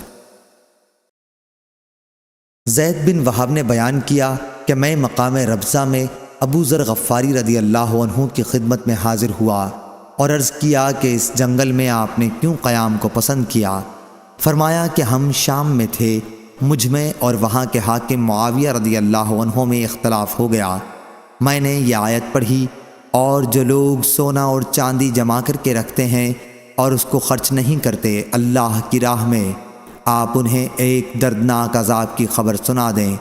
تو معاویہ رضی اللہ عنہ کہنے لگے کہ یہ آیت ہم مسلمانوں کے بارے میں نہیں ہے جب وہ زکوٰۃ دیتے رہیں، بلکہ اہل کتاب کے بارے میں ہے۔ فرمایا کہ میں نے اس پر کہا کہ یہ ہمارے بارے میں بھی ہے اور اہل کتاب کے بارے میں بھی ہے۔ صحیح بخاری حدیث نمبر 4660۔ شبیب بن سعید نے بیان کیا، ان سے یونس نے، ان سے ابن شہاب نے اور ان سے خالد بن اسلم نے کہ ہم عبداللہ بن عمر رضی اللہ عنہ کے ساتھ نکلے تو انہوں نے کہا کہ یہ مذکورہ بالا آیت زکوٰۃ کے حکم سے پہلے نازل ہوئی تھی۔ پھر جب زکوٰۃ کا حکم ہو گیا تو اللہ تعالیٰ نے زکوٰۃ سے مالوں کو پاک کر دیا۔ صحیح بخاری حدیث نمبر 4661۔ حماد بن زید نے بیان کیا، ان سے ایوب سختیانی نے، ان سے محمد بن سیرین نے، ان سے عبد الرحمن بن ابی بکرہ نے، ان سے ان کے والد ابو بکرہ نفیع بن حارث رضی اللہ عنہ نے کہ رسول اللہ صلی اللہ علیہ وسلم نے حجۃ الوداع کے خطبے میں فرمایا، دیکھو زمانہ پھر اپنی پہلی سی حیت پر آ گیا ہے جس پر اللہ تعالیٰ نے آسمان و زمین کو پیدا کیا تھا۔ سال 12 مہینے کا ہوتا ہے، ان میں سے 4 حرمت والے مہینے ہیں، 3 تو لگاتار یعنی ذی قعدہ، ذی الحج اور محرم، اور چوتھا رجب مضر جو جمادی الاخری اور شعبان کے درمیان میں پڑتا ہے۔ صحیح بخاری حدیث نمبر 4662۔ ابو بکر صدیق رضی اللہ عنہ نے بیان کیا، انہوں نے کہا کہ میں غار ثور میں نبی کریم صلی اللہ علیہ وسلم کے ساتھ تھا۔ میں نے کافروں کے پاؤں دیکھے جو ہمارے سر پر کھڑے ہوئے تھے۔ صدیق رضی اللہ عنہ گھبرا گئے اور بولے کہ یا رسول اللہ صلی اللہ علیہ وسلم، اگر ان میں سے کسی نے ذرا بھی قدم اٹھائے تو وہ ہم کو دیکھ لے گا۔ آپ نے فرمایا، تو کیا سمجھتا ہے ان 2 آدمیوں کو کوئی نقصان پہنچا سکے گا جن کے ساتھ تیسرا اللہ تعالیٰ ہو؟ صحیح بخاری حدیث نمبر 4663۔ حضرت ابن عباس رضی اللہ عنہ نے بیان کیا کہ جب میرا عبداللہ بن زبیر رضی اللہ عنہ سے اختلاف ہو گیا تھا تو میں نے کہا کہ ان کے والد زبیر بن عوام رضی اللہ عنہ تھے، ان کی والدہ اسماء بنت ابو بکر رضی اللہ عنہ تھیں، ان کی خالہ عائشہ رضی اللہ عنہ تھیں، ان کے نانا ابو بکر رضی اللہ عنہ تھے، ان کے دادی حضور اکرم صلی اللہ علیہ وسلم کی پھوپھی صفیہ رضی اللہ عنہ تھیں۔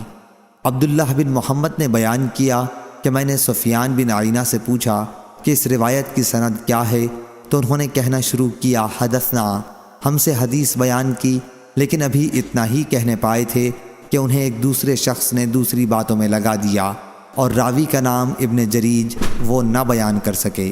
صحیح بخاری حدیث نمبر 4664۔ ابن ابی ملیکہ نے بیان کیا کہ ابن عباس اور ابن زبیر رضی اللہ عنہ کے درمیان بیعت کا جھگڑا پیدا ہو گیا تھا، اور میں صبح کو ابن عباس رضی اللہ عنہ کی خدمت میں حاضر ہوا اور عرض کیا، آپ عبداللہ بن زبیر رضی اللہ عنہ سے جنگ کرنا چاہتے ہیں، اس کے باوجود کہ اللہ کے حرم کی بے حرمتی ہوگی؟ ابن عباس رضی اللہ عنہ نے فرمایا، معاذ اللہ، یہ تو اللہ تعالیٰ نے ابن زبیر رضی اللہ عنہ اور بنو امیہ ہی کے مقدر میں لکھ دیا ہے کہ وہ حرم کی بے حرمتی کریں۔ خدا کی قسم، میں کسی صورت میں بھی اس بے حرمتی کے لیے تیار نہیں ہوں۔ ابن عباس رضی اللہ عنہ نے بیان کیا کہ لوگوں نے مجھ سے کہا تھا کہ ابن زبیر رضی اللہ عنہ سے بیعت کر لو۔ میں نے ان سے کہا کہ مجھے ان کی خلافت کو تسلیم کرنے میں کیا تعامل ہو سکتا ہے؟ ان کے والد حضرت صلی اللہ علیہ وسلم کے حواری تھے۔ آپ کی مراد زبیر بن عوام رضی اللہ عنہ سے تھی۔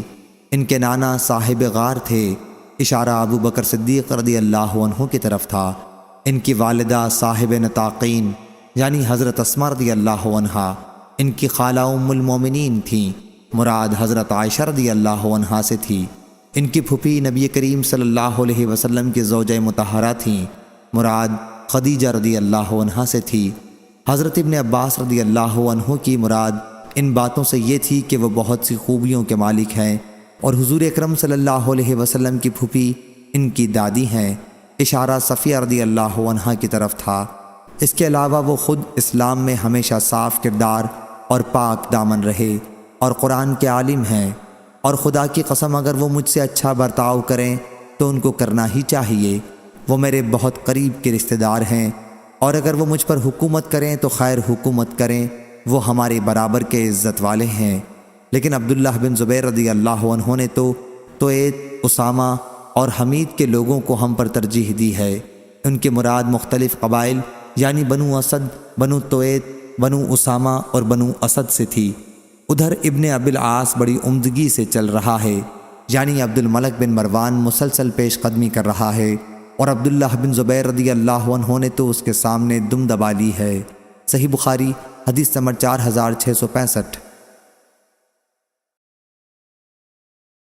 ابن ابی ملیکہ نے خبر دی کہ ہم ابن عباس رضی اللہ عنہ کی خدمت میں حاضر ہوئے تو انہوں نے کہا کہ ابن زبیر رضی اللہ عنہ پر تمہیں حیرت نہیں ہوتی؟ وہ اب خلافت کے لیے کھڑے ہو گئے ہیں تو میں نے ارادہ کر لیا کہ ان کے لیے محنت مشقت کروں گا۔ کیا ایسی محنت اور مشقت میں نے ابو بکر اور عمر رضی اللہ عنہ کے لیے بھی نہیں کی، حالانکہ وہ دونوں ان سے ہر حیثیت سے بہتر تھے۔ میں نے لوگوں سے کہا کہ وہ رسول اللہ صلی اللہ علیہ وسلم کی پھوپھی کی اولاد میں سے ہیں۔ زبیر رضی اللہ عنہ کے بیٹے، ابو بکر رضی اللہ عنہ کے نواسے، خدیجہ رضی اللہ عنہ کے بھائی کے بیٹے، عائشہ رضی اللہ عنہ کی بہن کے بیٹے۔ لیکن عبداللہ بن زبیر رضی اللہ عنہ نے کیا کیا؟ وہ مجھ سے غرور کرنے لگے۔ انہوں نے نہیں چاہا کہ میں ان کے خاص مصاحبوں میں رہوں۔ اپنے دل میں کہا، مجھ کو ہرگز یہ گمان نہ تھا کہ میں تو ان سے ایسی عاجزی کروں گا اور وہ اس پر بھی مجھ سے راضی نہ ہوں گے۔ خیر، اب مجھے امید نہیں کہ وہ میرے ساتھ بھلائی کریں گے۔ جو ہونا تھا وہ ہوا۔ اب بنو امیہ جو میرے چچا زاد بھائی ہیں، اگر مجھ پر حکومت کریں تو یہ مجھ کو اوروں کے حکومت کرنے سے زیادہ پسند ہے۔ صحیح بخاری حدیث نمبر 4666۔ ابو سعید خدری رضی اللہ عنہ نے بیان کیا کہ نبی کریم صلی اللہ علیہ وسلم کے پاس کچھ مال آیا تو آپ نے 4 آدمیوں میں اسے تقسیم کر دیا جو 9 مسلم تھے، اور فرمایا کہ میں یہ مال دے کر ان کی دلجوئی کرنا چاہتا ہوں۔ اس پر بنو تمیم کا ایک شخص بولا، کیا آپ نے انصاف نہیں کیا؟ حضرت صلی اللہ علیہ وسلم نے فرمایا کہ اس شخص کی نسل سے ایسے لوگ پیدا ہوں گے جو دین سے باہر ہو جائیں گے۔ صحیح بخاری حدیث نمبر 4667۔ ابو مسعود انصاری رضی اللہ عنہ نے بیان کیا کہ جب ہمیں خیرات کرنے کا حکم ہوا تو ہم مزدوری پر بوجھ اٹھاتے اور اس کی مزدوری صدقے میں دے دیتے۔ چنانچہ ابو عقیل رضی اللہ عنہ اسی مزدوری سے آدھا سا خیرات لے کر آئے اور ایک دوسرے صحابی عبد الرحمن بن عوف رضی اللہ عنہ اس سے زیادہ لائے۔ اس پر منافقوں نے کہا کہ اللہ کو اس یعنی عقیل رضی اللہ عنہ کے صدقے کی کوئی ضرورت نہیں تھی، اور اس دوسرے عبد الرحمن بن عوف رضی اللہ عنہ نے تو محض دکھاوے کے لیے اتنا بہت سا صدقہ دیا ہے۔ چنانچہ یہ آیت نازل ہوئی، کیا ایسے لوگ ہیں جو صدقات کے بارے میں نفل صدقہ دینے والے مسلمانوں پر طعن کرتے ہیں، اور خصوصاً ان لوگوں پر جنہیں بجز ان کی محنت مزدوری کے کچھ نہیں ملتا، آخر آیت تک۔ صحیح بخاری حدیث نمبر 4668۔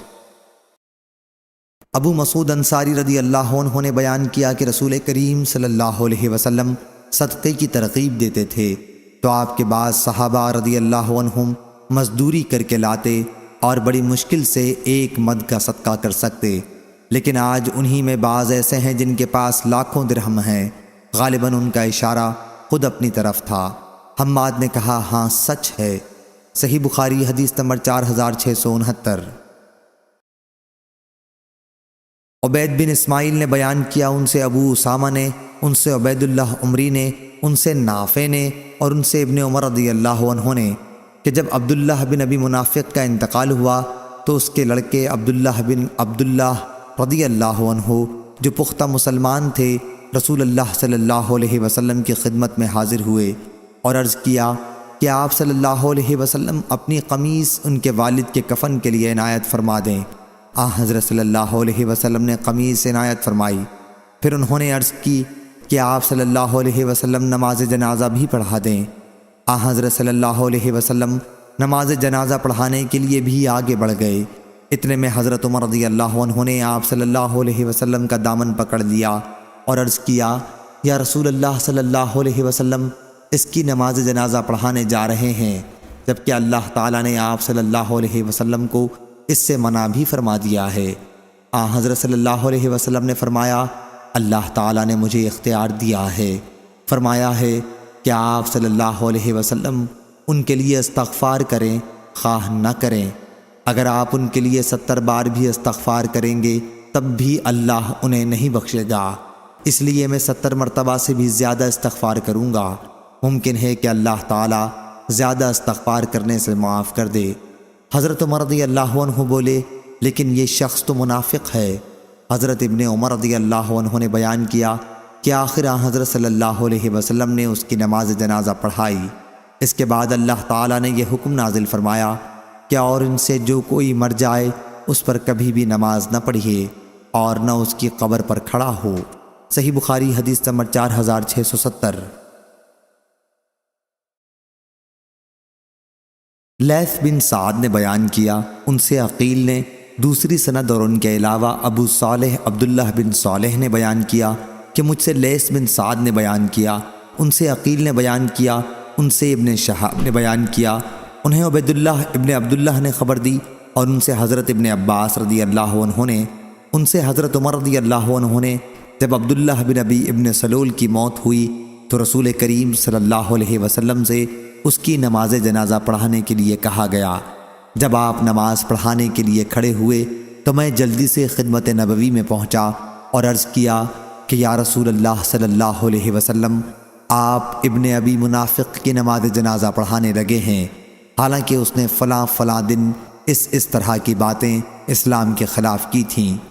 حضرت عمر رضی اللہ عنہ نے بیان کیا کہ میں اس کی کہی ہوئی باتیں ایک ایک کر کے پیش کرنے لگا، لیکن حضرت صلی اللہ علیہ وسلم نے تبسم کر کے فرمایا، عمر میرے پاس سے ہٹ جاؤ اور صف میں جا کر کھڑے ہو جاؤ۔ میں نے اصرار کیا تو آپ نے فرمایا کہ مجھے اختیار دیا گیا ہے، اس لیے میں نے ان کے لیے استغفار کرنے اور ان کی نماز جنازہ پڑھانے ہی کو پسند کیا۔ اگر مجھے یہ معلوم ہو جائے کہ 70 مرتبہ سے زیادہ استغفار کرنے سے اس کی مغفرت ہو جائے گی تو میں 70 مرتبہ سے زیادہ استغفار کروں گا۔ بیان کیا کہ پھر حضرت صلی اللہ علیہ وسلم نے نماز پڑھائی اور واپس تشریف لائے۔ تھوڑی دیر ابھی ہوئی تھی کہ سورہ برد کی 2 آیتیں نازل ہوئیں کہ ان میں سے جو کوئی مر جائے اس پر کبھی بھی نماز نہ پڑھیے، آخر آیت وہم فاسقون تک۔ حضرت عمر رضی اللہ عنہ نے بیان کیا کہ بعد میں مجھے حضرت صلی اللہ علیہ وسلم کے سامنے اپنی اس درجہ جرت پر خود بھی حیرت ہوئی، اور اللہ اور اس کے رسول بہتر جاننے والے ہیں۔ صحیح بخاری حدیث نمبر 4671۔ ابن عمر رضی اللہ عنہ نے بیان کیا کہ جب عبداللہ بن ابی کا انتقال ہوا تو اس کے بیٹے عبداللہ بن ابی رسول کریم صلی اللہ علیہ وسلم کی خدمت میں آئے۔ حضرت صلی اللہ علیہ وسلم نے انہیں اپنا کرتا عنایت فرمایا اور فرمایا کہ اس کرتے سے اسے کفن دیا جائے۔ پھر آپ اس پر نماز پڑھانے کے لیے کھڑے ہوئے تو عمر رضی اللہ عنہ نے آپ کا دامن پکڑ لیا اور عرض کیا، آپ اس پر نماز پڑھانے کے لیے تیار ہو گئے، حالانکہ یہ منافق ہے، اللہ تعالیٰ بھی آپ کو ان کے لیے استغفار سے منع کر چکا ہے۔ حضرت صلی اللہ علیہ وسلم نے فرمایا کہ اللہ تعالیٰ نے مجھے اختیار دیا ہے، یا راوی نے خیرنی کی جگہ لفظ اخبرنی نقل کیا ہے۔ اللہ تعالیٰ کا ارشاد ہے کہ آپ ان کے لیے استغفار کریں خواہ نہ کریں، اگر آپ ان کے لیے 70 بار بھی استغفار کریں گے جب بھی اللہ انہیں نہیں بخشے گا۔ حضرت صلی اللہ علیہ وسلم نے فرمایا کہ میں 70 مرتبہ سے بھی زیادہ استغفار کروں گا۔ عمر رضی اللہ عنہ نے بیان کیا کہ پھر آپ صلی اللہ علیہ وسلم نے اس پر نماز پڑھی اور ہم نے بھی آپ کے ساتھ پڑھی۔ اس کے بعد اللہ تعالیٰ نے یہ آیت اتاری، اور ان میں سے جو کوئی مر جائے آپ اس پر کبھی بھی جنازہ نہ پڑھیں اور نہ اس کی قبر پر کھڑے ہوں، بے شک انہوں نے اللہ اور اس کے رسول کے ساتھ کفر کیا ہے، اور وہ اس حال میں مرے ہیں کہ وہ نافرمان تھے۔ صحیح بخاری حدیث نمبر 4672۔ عبداللہ بن کعب بن مالک نے بیان کیا کہ انہوں نے کعب بن مالک رضی اللہ عنہ سے ان کے غزوہ تبوک میں شریک نہ ہو سکنے کا واقعہ سنا۔ انہوں نے بتلایا، خدا کی قسم ہدایت کے بعد اللہ نے مجھ پر اتنا بڑا اور کوئی انعام نہیں کیا جتنا رسول اللہ صلی اللہ علیہ وسلم کے سامنے سچ بولنے کے بعد ظاہر ہوا تھا کہ اس نے مجھے جھوٹ بولنے سے بچایا، ورنہ میں بھی اسی طرح ہلاک ہو جاتا جس طرح دوسرے لوگ جھوٹی معذرتیں بیان کرنے والے ہلاک ہوئے تھے۔ اور اللہ تعالیٰ نے ان کے بارے میں وحی نازل کی تھی کہ ان قریب یہ لوگ تمہارے سامنے جب تم ان کے پاس واپس جاؤ گے اللہ کی قسم کھا جائیں گے، آخر آیت الفاسقین تک۔ صحیح بخاری حدیث نمبر 4673۔ سمرہ بن جندب رضی اللہ عنہ نے بیان کیا کہ رسول اللہ صلی اللہ علیہ وسلم نے ہم سے فرمایا، رات خواب میں میرے پاس 2 فرشتے آئے اور مجھے اٹھا کر ایک شہر میں لے گئے جو سونے اور چاندی کی اینٹوں سے بنایا گیا تھا۔ وہاں ہمیں ایسے لوگ ملے جن کا آدھا بدن نہایت خوبصورت، اتنا کہ کسی دیکھنے والے نے ایسا حسن نہ دیکھا ہوگا، اور بدن کا دوسرا آدھا حصہ نہایت بدصورت تھا، اتنا کہ کسی نے بھی ایسی بدصورتی نہیں دیکھی ہوگی۔ دونوں فرشتوں نے ان لوگوں سے کہا جاؤ اور اس نہر میں غوطہ لگاؤ۔ وہ گئے اور نہر میں غوطہ لگا آئے۔ جب وہ ہمارے پاس آئے تو ان کی بدصورتی جاتی رہی اور اب وہ نہایت خوبصورت نظر آتے تھے۔ پھر فرشتوں نے مجھ سے کہا کہ یہ جنت عدن ہے اور آپ کا مکان یہی ہے۔ جن لوگوں کو ابھی آپ نے دیکھا کہ جسم کا آدھا حصہ خوبصورت تھا اور آدھا بدصورت، تو وہ یہ لوگ تھے جنہوں نے دنیا میں اچھے اور برے سب کام کیے تھے اور اللہ تعالیٰ نے انہیں معاف کر دیا تھا۔ صحیح بخاری حدیث نمبر 4674۔ معمر نے خبر دی، انہیں زہری نے، انہیں سعید بن مسیب نے اور ان سے ان کے والد مسیب بن حزن نے کہ جب ابو طالب کے انتقال کا وقت ہوا تو نبی کریم صلی اللہ علیہ وسلم ان کے پاس تشریف لے گئے۔ اس وقت وہاں ابو جہل اور عبداللہ بن ابی امیہ بیٹھے ہوئے تھے۔ حضرت صلی اللہ علیہ وسلم نے ان سے فرمایا، آپ ایک بار زبان سے کلمہ لا الہ الا اللہ کہہ دیجئے، میں اسی کو آپ کی نجات کے لیے وسیلہ بنا کر اللہ کی بارگاہ میں پیش کر لوں گا۔ اس پر ابو جہل اور عبداللہ بن ابی امیہ کہنے لگے، ابو طالب، کیا آپ عبد المطلب کے دین سے پھر جائیں گے؟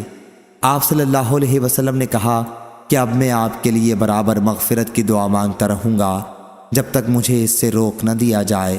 تو یہ آیت نازل ہوئی، نبی اور ایمان والوں کے لیے جائز نہیں کہ وہ مشرکوں کے لیے بخشش کی دعا کریں، اگرچہ وہ مشرکین رشتہ دار ہی کیوں نہ ہوں، جب ان پر یہ ظاہر ہو چکے کہ وہ یقیناً اہل دوزخ سے ہیں۔ آیت کا شان نزول بتلایا گیا ہے، یہ حکم قیامت تک کے لیے عام ہے۔ صحیح بخاری حدیث نمبر 4675۔ عبداللہ بن کعب نے خبر دی کہ ان کے والد حضرت کعب بن مالک رضی اللہ عنہ جب نابینا ہو گئے تو ان کے بیٹوں میں یہی ان کو راستے میں ساتھ لے کر چلتے ہیں۔ انہوں نے بیان کیا کہ میں نے حضرت کعب بن مالک رضی اللہ عنہ سے ان کے اس واقعے کے سلسلے میں سنا جس کے بارے میں آیت وَعَلَى ثَلَاثَةِ الَّذِينَ خَلَفُوا نازل ہوئی تھی۔ آپ نے آخر میں حضرت صلی اللہ علیہ وسلم سے عرض کیا تھا کہ میں اپنی توبہ کے قبول ہونے کی خوشی میں اپنا تمام مال اللہ اور اس کے رسول کے راستے میں خیرات کرتا ہوں، لیکن حضرت صلی اللہ علیہ وسلم نے فرمایا کہ نہیں، اپنا کچھ تھوڑا مال اپنے پاس ہی رہنے دو، یہ تمہارے حق میں بھی بہتر ہے۔ صحیح بخاری حدیث نمبر 4676۔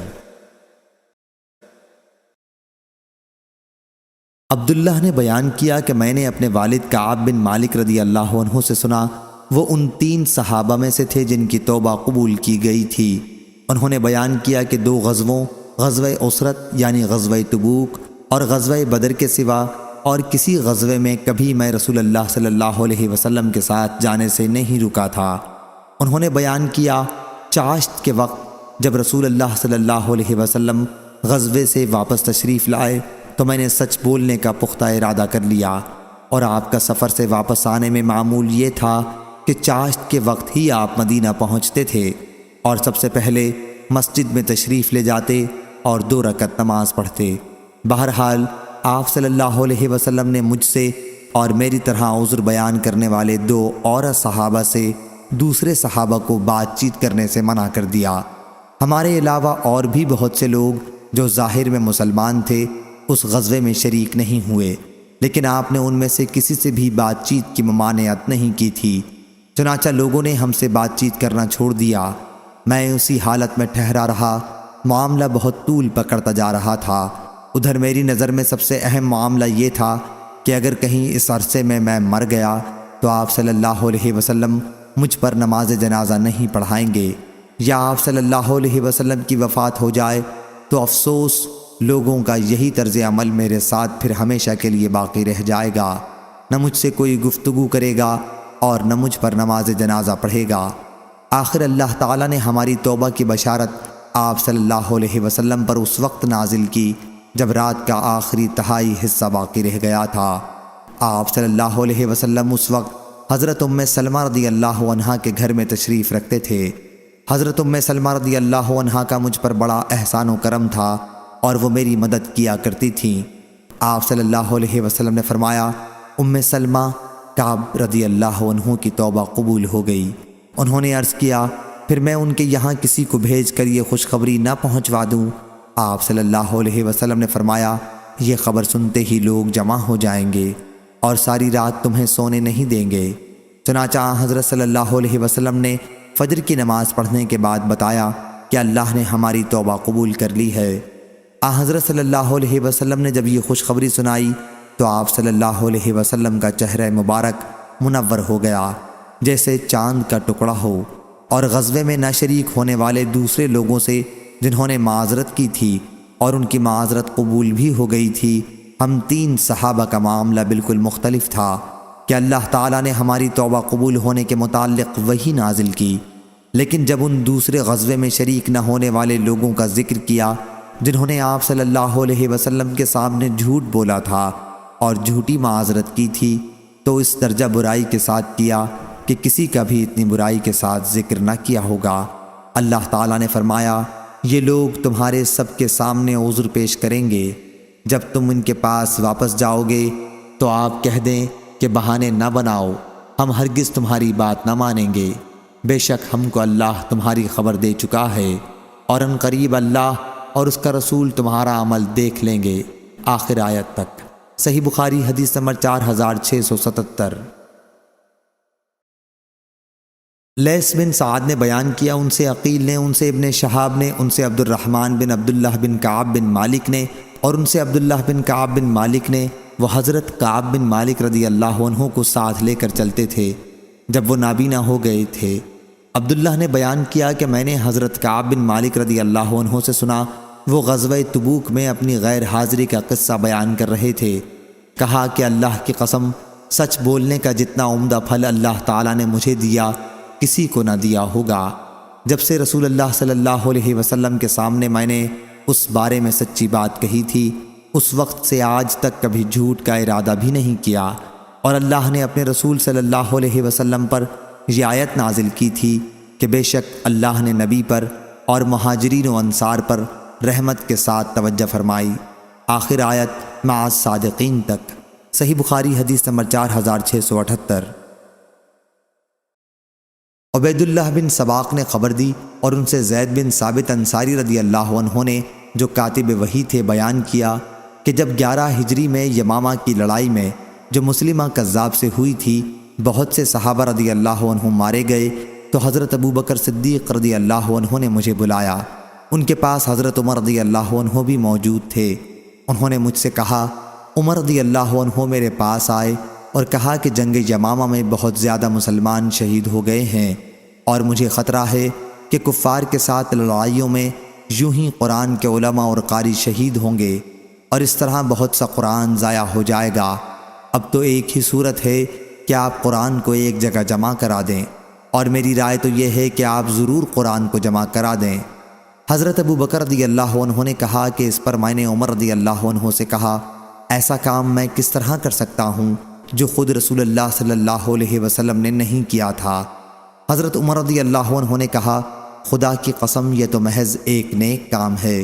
اس کے بعد عمر رضی اللہ عنہ مجھ سے اس معاملے پر بات کرتے رہے، اور آخر میں اللہ تعالیٰ نے اس خدمت کے لیے میرا بھی سینہ کھول دیا، اور میری بھی رائے وہی ہو گئی جو عمر رضی اللہ عنہ کی تھی۔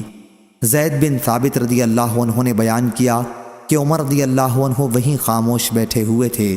پھر ابو بکر رضی اللہ عنہ نے کہا، تم جوان اور سمجھدار ہو، ہمیں تم پر کسی قسم کا شبہ نہیں، اور تم حضرت صلی اللہ علیہ وسلم کی وحی لکھا بھی کرتے تھے، اس لیے تم ہی قرآن مجید کو جا بجا سے تلاش کر کے اسے جمع کر دو۔ خدا کی قسم کہ اگر حضرت ابو بکر رضی اللہ عنہ مجھ کو کوئی پہاڑ اٹھا کے لے جانے کے لیے کہتے تو یہ میرے لیے اتنا بھاری نہ تھا جتنا قرآن کی ترتیب کا حکم۔ میں نے عرض کیا، آپ لوگ ایک ایسے کام کے کرنے پر کس طرح آمادہ ہو گئے جسے رسول اللہ صلی اللہ علیہ وسلم نے نہیں کیا تھا؟ تو ابو بکر رضی اللہ عنہ نے کہا کہ خدا کی قسم یہ ایک نیک کام ہے۔ پھر میں ان سے اس مسئلے پر گفتگو کرتا رہا یہاں تک کہ اللہ تعالیٰ نے اس خدمت کے لیے میرا بھی سینہ کھول دیا، جس طرح ابو بکر و عمر رضی اللہ عنہ کا سینہ کھولا تھا۔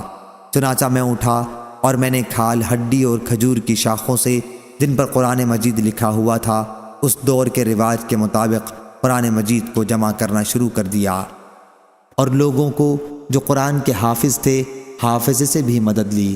اور سورہ توبہ کی 2 آیتیں خزیمہ انصاری رضی اللہ عنہ کے پاس مجھے ملی، ان کے علاوہ کسی کے پاس مجھے نہیں ملی تھیں۔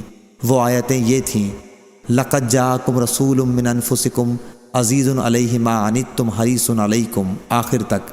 پھر مصحف جس میں قرآن مجید جمع کیا گیا تھا ابو بکر صدیق رضی اللہ عنہ کے پاس رہا، آپ کی وفات کے بعد عمر رضی اللہ عنہ کے پاس محفوظ رہا، پھر آپ کی وفات کے بعد آپ کی صاحبزادی ام المومنین حفصہ رضی اللہ عنہ کے پاس محفوظ رہا۔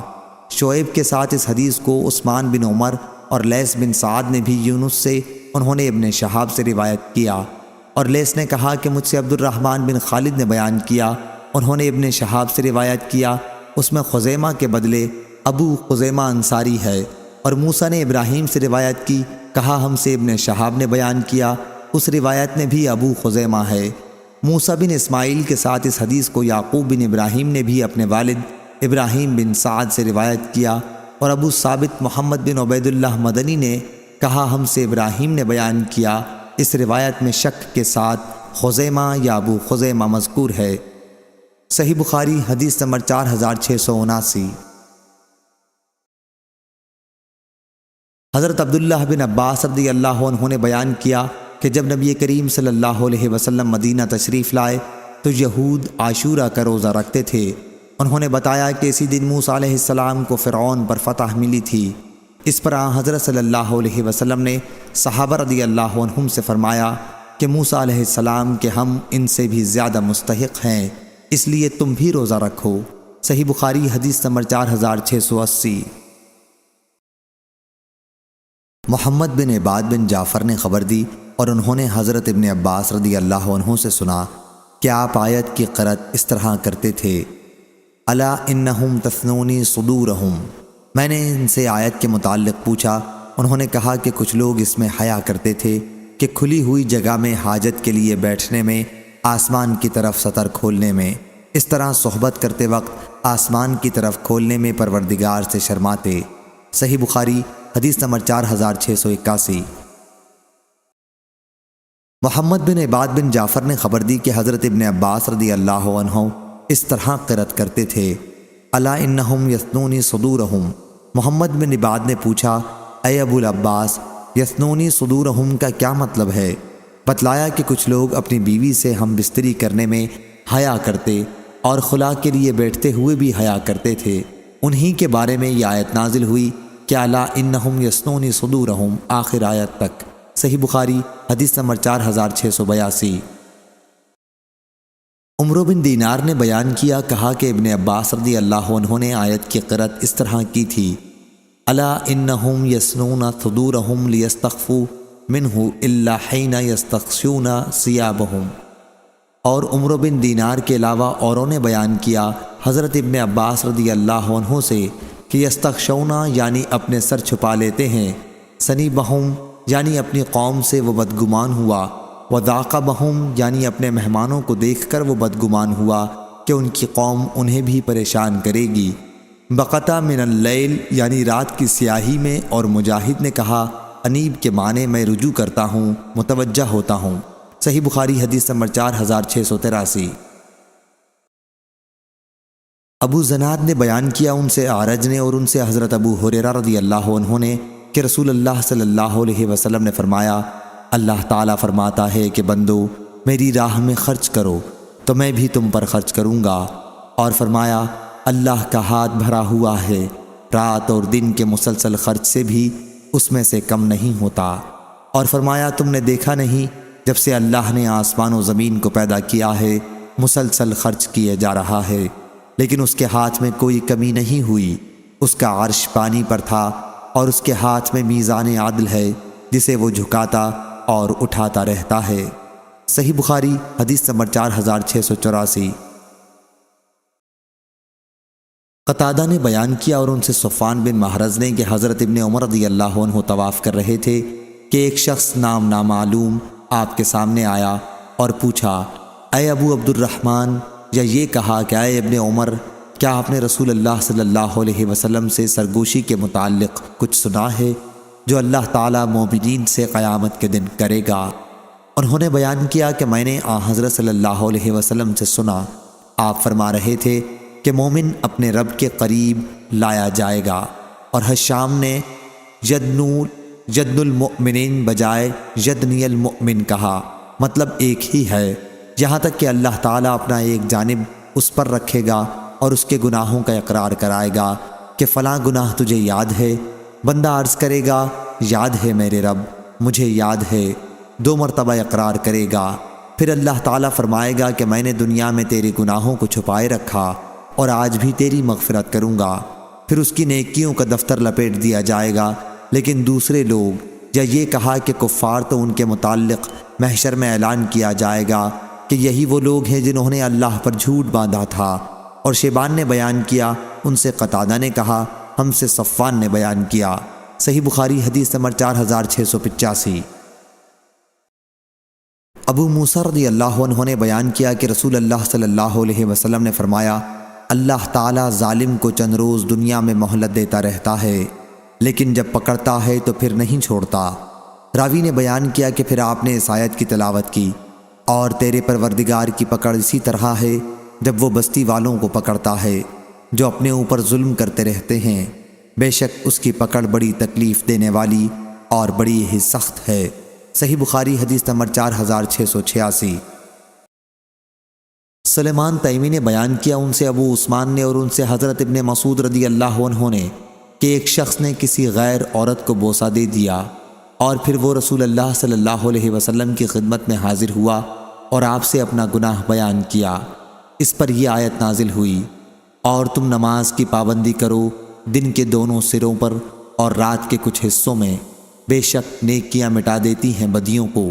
یہ ایک نصیحت ہے نصیحت ماننے والوں کے لیے۔ ان صاحب نے عرض کیا، یہ آیت صرف میرے ہی لیے ہے کہ نیکیاں بدیوں کو مٹا دیتی ہیں؟ حضرت صلی اللہ علیہ وسلم نے فرمایا کہ میری امت کے ہر انسان کے لیے ہے جو اس پر عمل کرے۔ صحیح بخاری حدیث نمبر 4687۔ عبد الرحمن بن عبداللہ بن دینار نے بیان کیا، ان سے ان کے والد نے اور ان سے حضرت عبداللہ بن عمر رضی اللہ عنہ نے بیان کیا کہ نبی کریم صلی اللہ علیہ وسلم نے فرمایا، کریم بن کریم بن کریم بن کریم یوسف بن یعقوب بن اسحاق بن ابراہیم علیہ السلام تھے۔ صحیح بخاری حدیث نمبر 4688۔ حضرت ابو ہریرہ رضی اللہ عنہ نے بیان کیا کہ رسول اللہ صلی اللہ علیہ وسلم سے کسی نے سوال کیا کہ انسانوں میں کون سب سے زیادہ شریف ہے؟ تو آپ صلی اللہ علیہ وسلم نے فرمایا کہ سب سے زیادہ شریف وہ ہے جو سب سے زیادہ متقی ہو۔ صحابہ رضی اللہ عنہم نے عرض کیا کہ ہمارے سوال کا مقصد یہ نہیں۔ حضرت صلی اللہ علیہ وسلم نے فرمایا کہ پھر سب سے زیادہ شریف حضرت یوسف علیہ السلام ہیں، نبی اللہ بن نبی اللہ بن نبی اللہ بن خلیل اللہ۔ صحابہ رضی اللہ عنہم نے عرض کیا کہ ہمارے سوال کا یہ بھی مقصد نہیں۔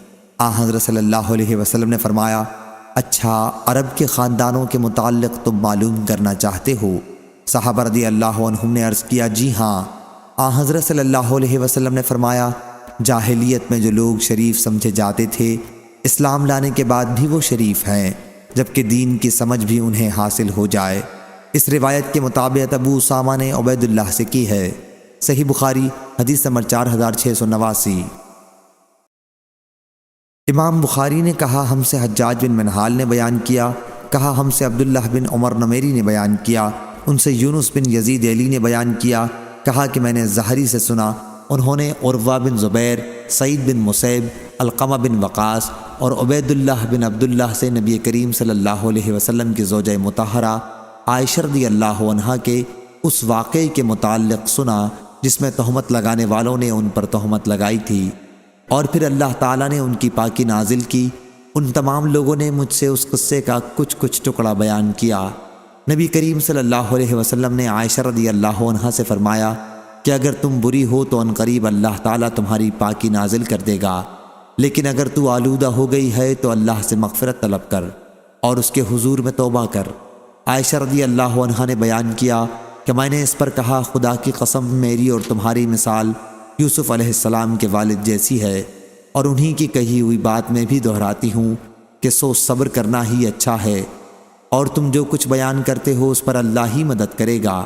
اس کے بعد اللہ تعالیٰ نے عائشہ رضی اللہ عنہا کی پاکی میں سورہ نور کی ان الذین جاؤوا بالافک سے آخر تک 10 آیات اتاری۔ صحیح بخاری حدیث نمبر 4690۔ ام رومان رضی اللہ عنہا نے بیان کیا، وہ حضرت عائشہ رضی اللہ عنہا کی والدہ ہیں۔ انہوں نے بیان کیا کہ میں اور عائشہ بیٹھی ہوئی تھی کہ عائشہ رضی اللہ عنہا کو بخار چڑھ گیا۔ حضرت صلی اللہ علیہ وسلم نے فرمایا کہ غالباً یہ ان باتوں کی وجہ سے ہوا ہوگا جن کا چرچا ہو رہا ہے۔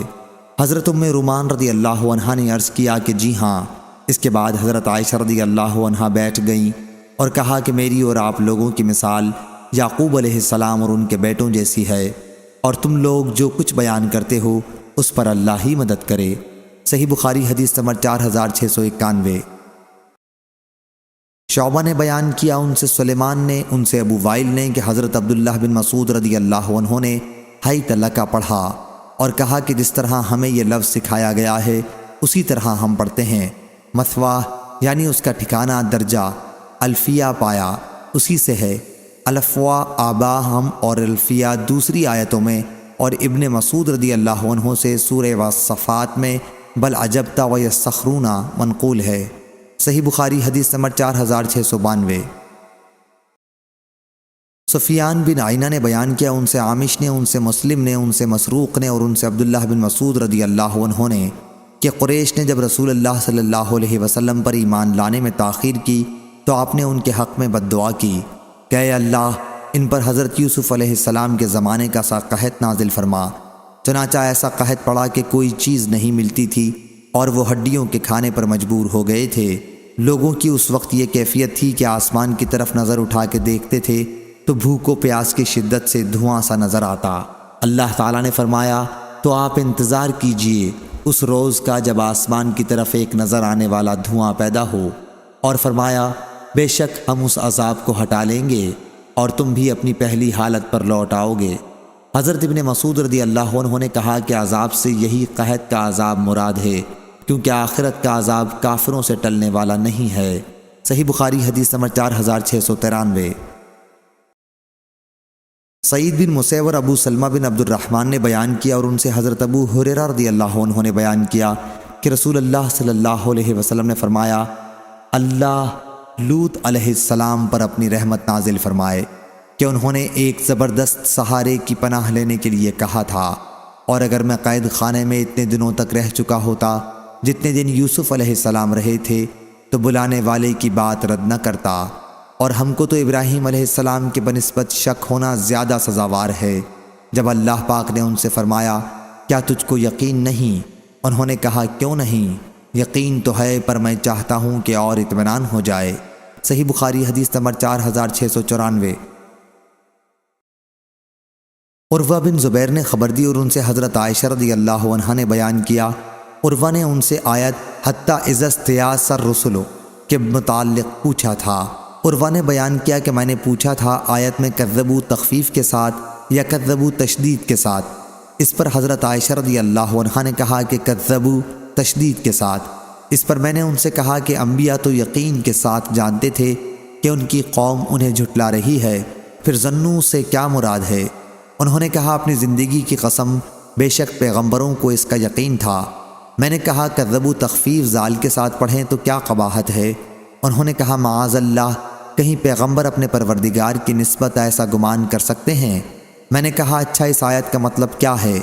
انہوں نے کہا مطلب یہ ہے کہ پیغمبروں کو جن لوگوں نے مانا ان کی تصدیق کی جب ان پر ایک مدت دراز تک آفت اور مصیبت آتی رہی اور اللہ کی مدد آنے میں دیر ہوئی، اور پیغمبر ان کے ایمان لانے سے نا امید ہو گئے جنہوں نے ان کو جھٹلایا تھا، اور یہ گمان کرنے لگے کہ جو لوگ ایمان لائے ہیں اب وہ بھی ہم کو جھوٹا سمجھنے لگیں گے، اس وقت اللہ کی مدد آن پہنچی۔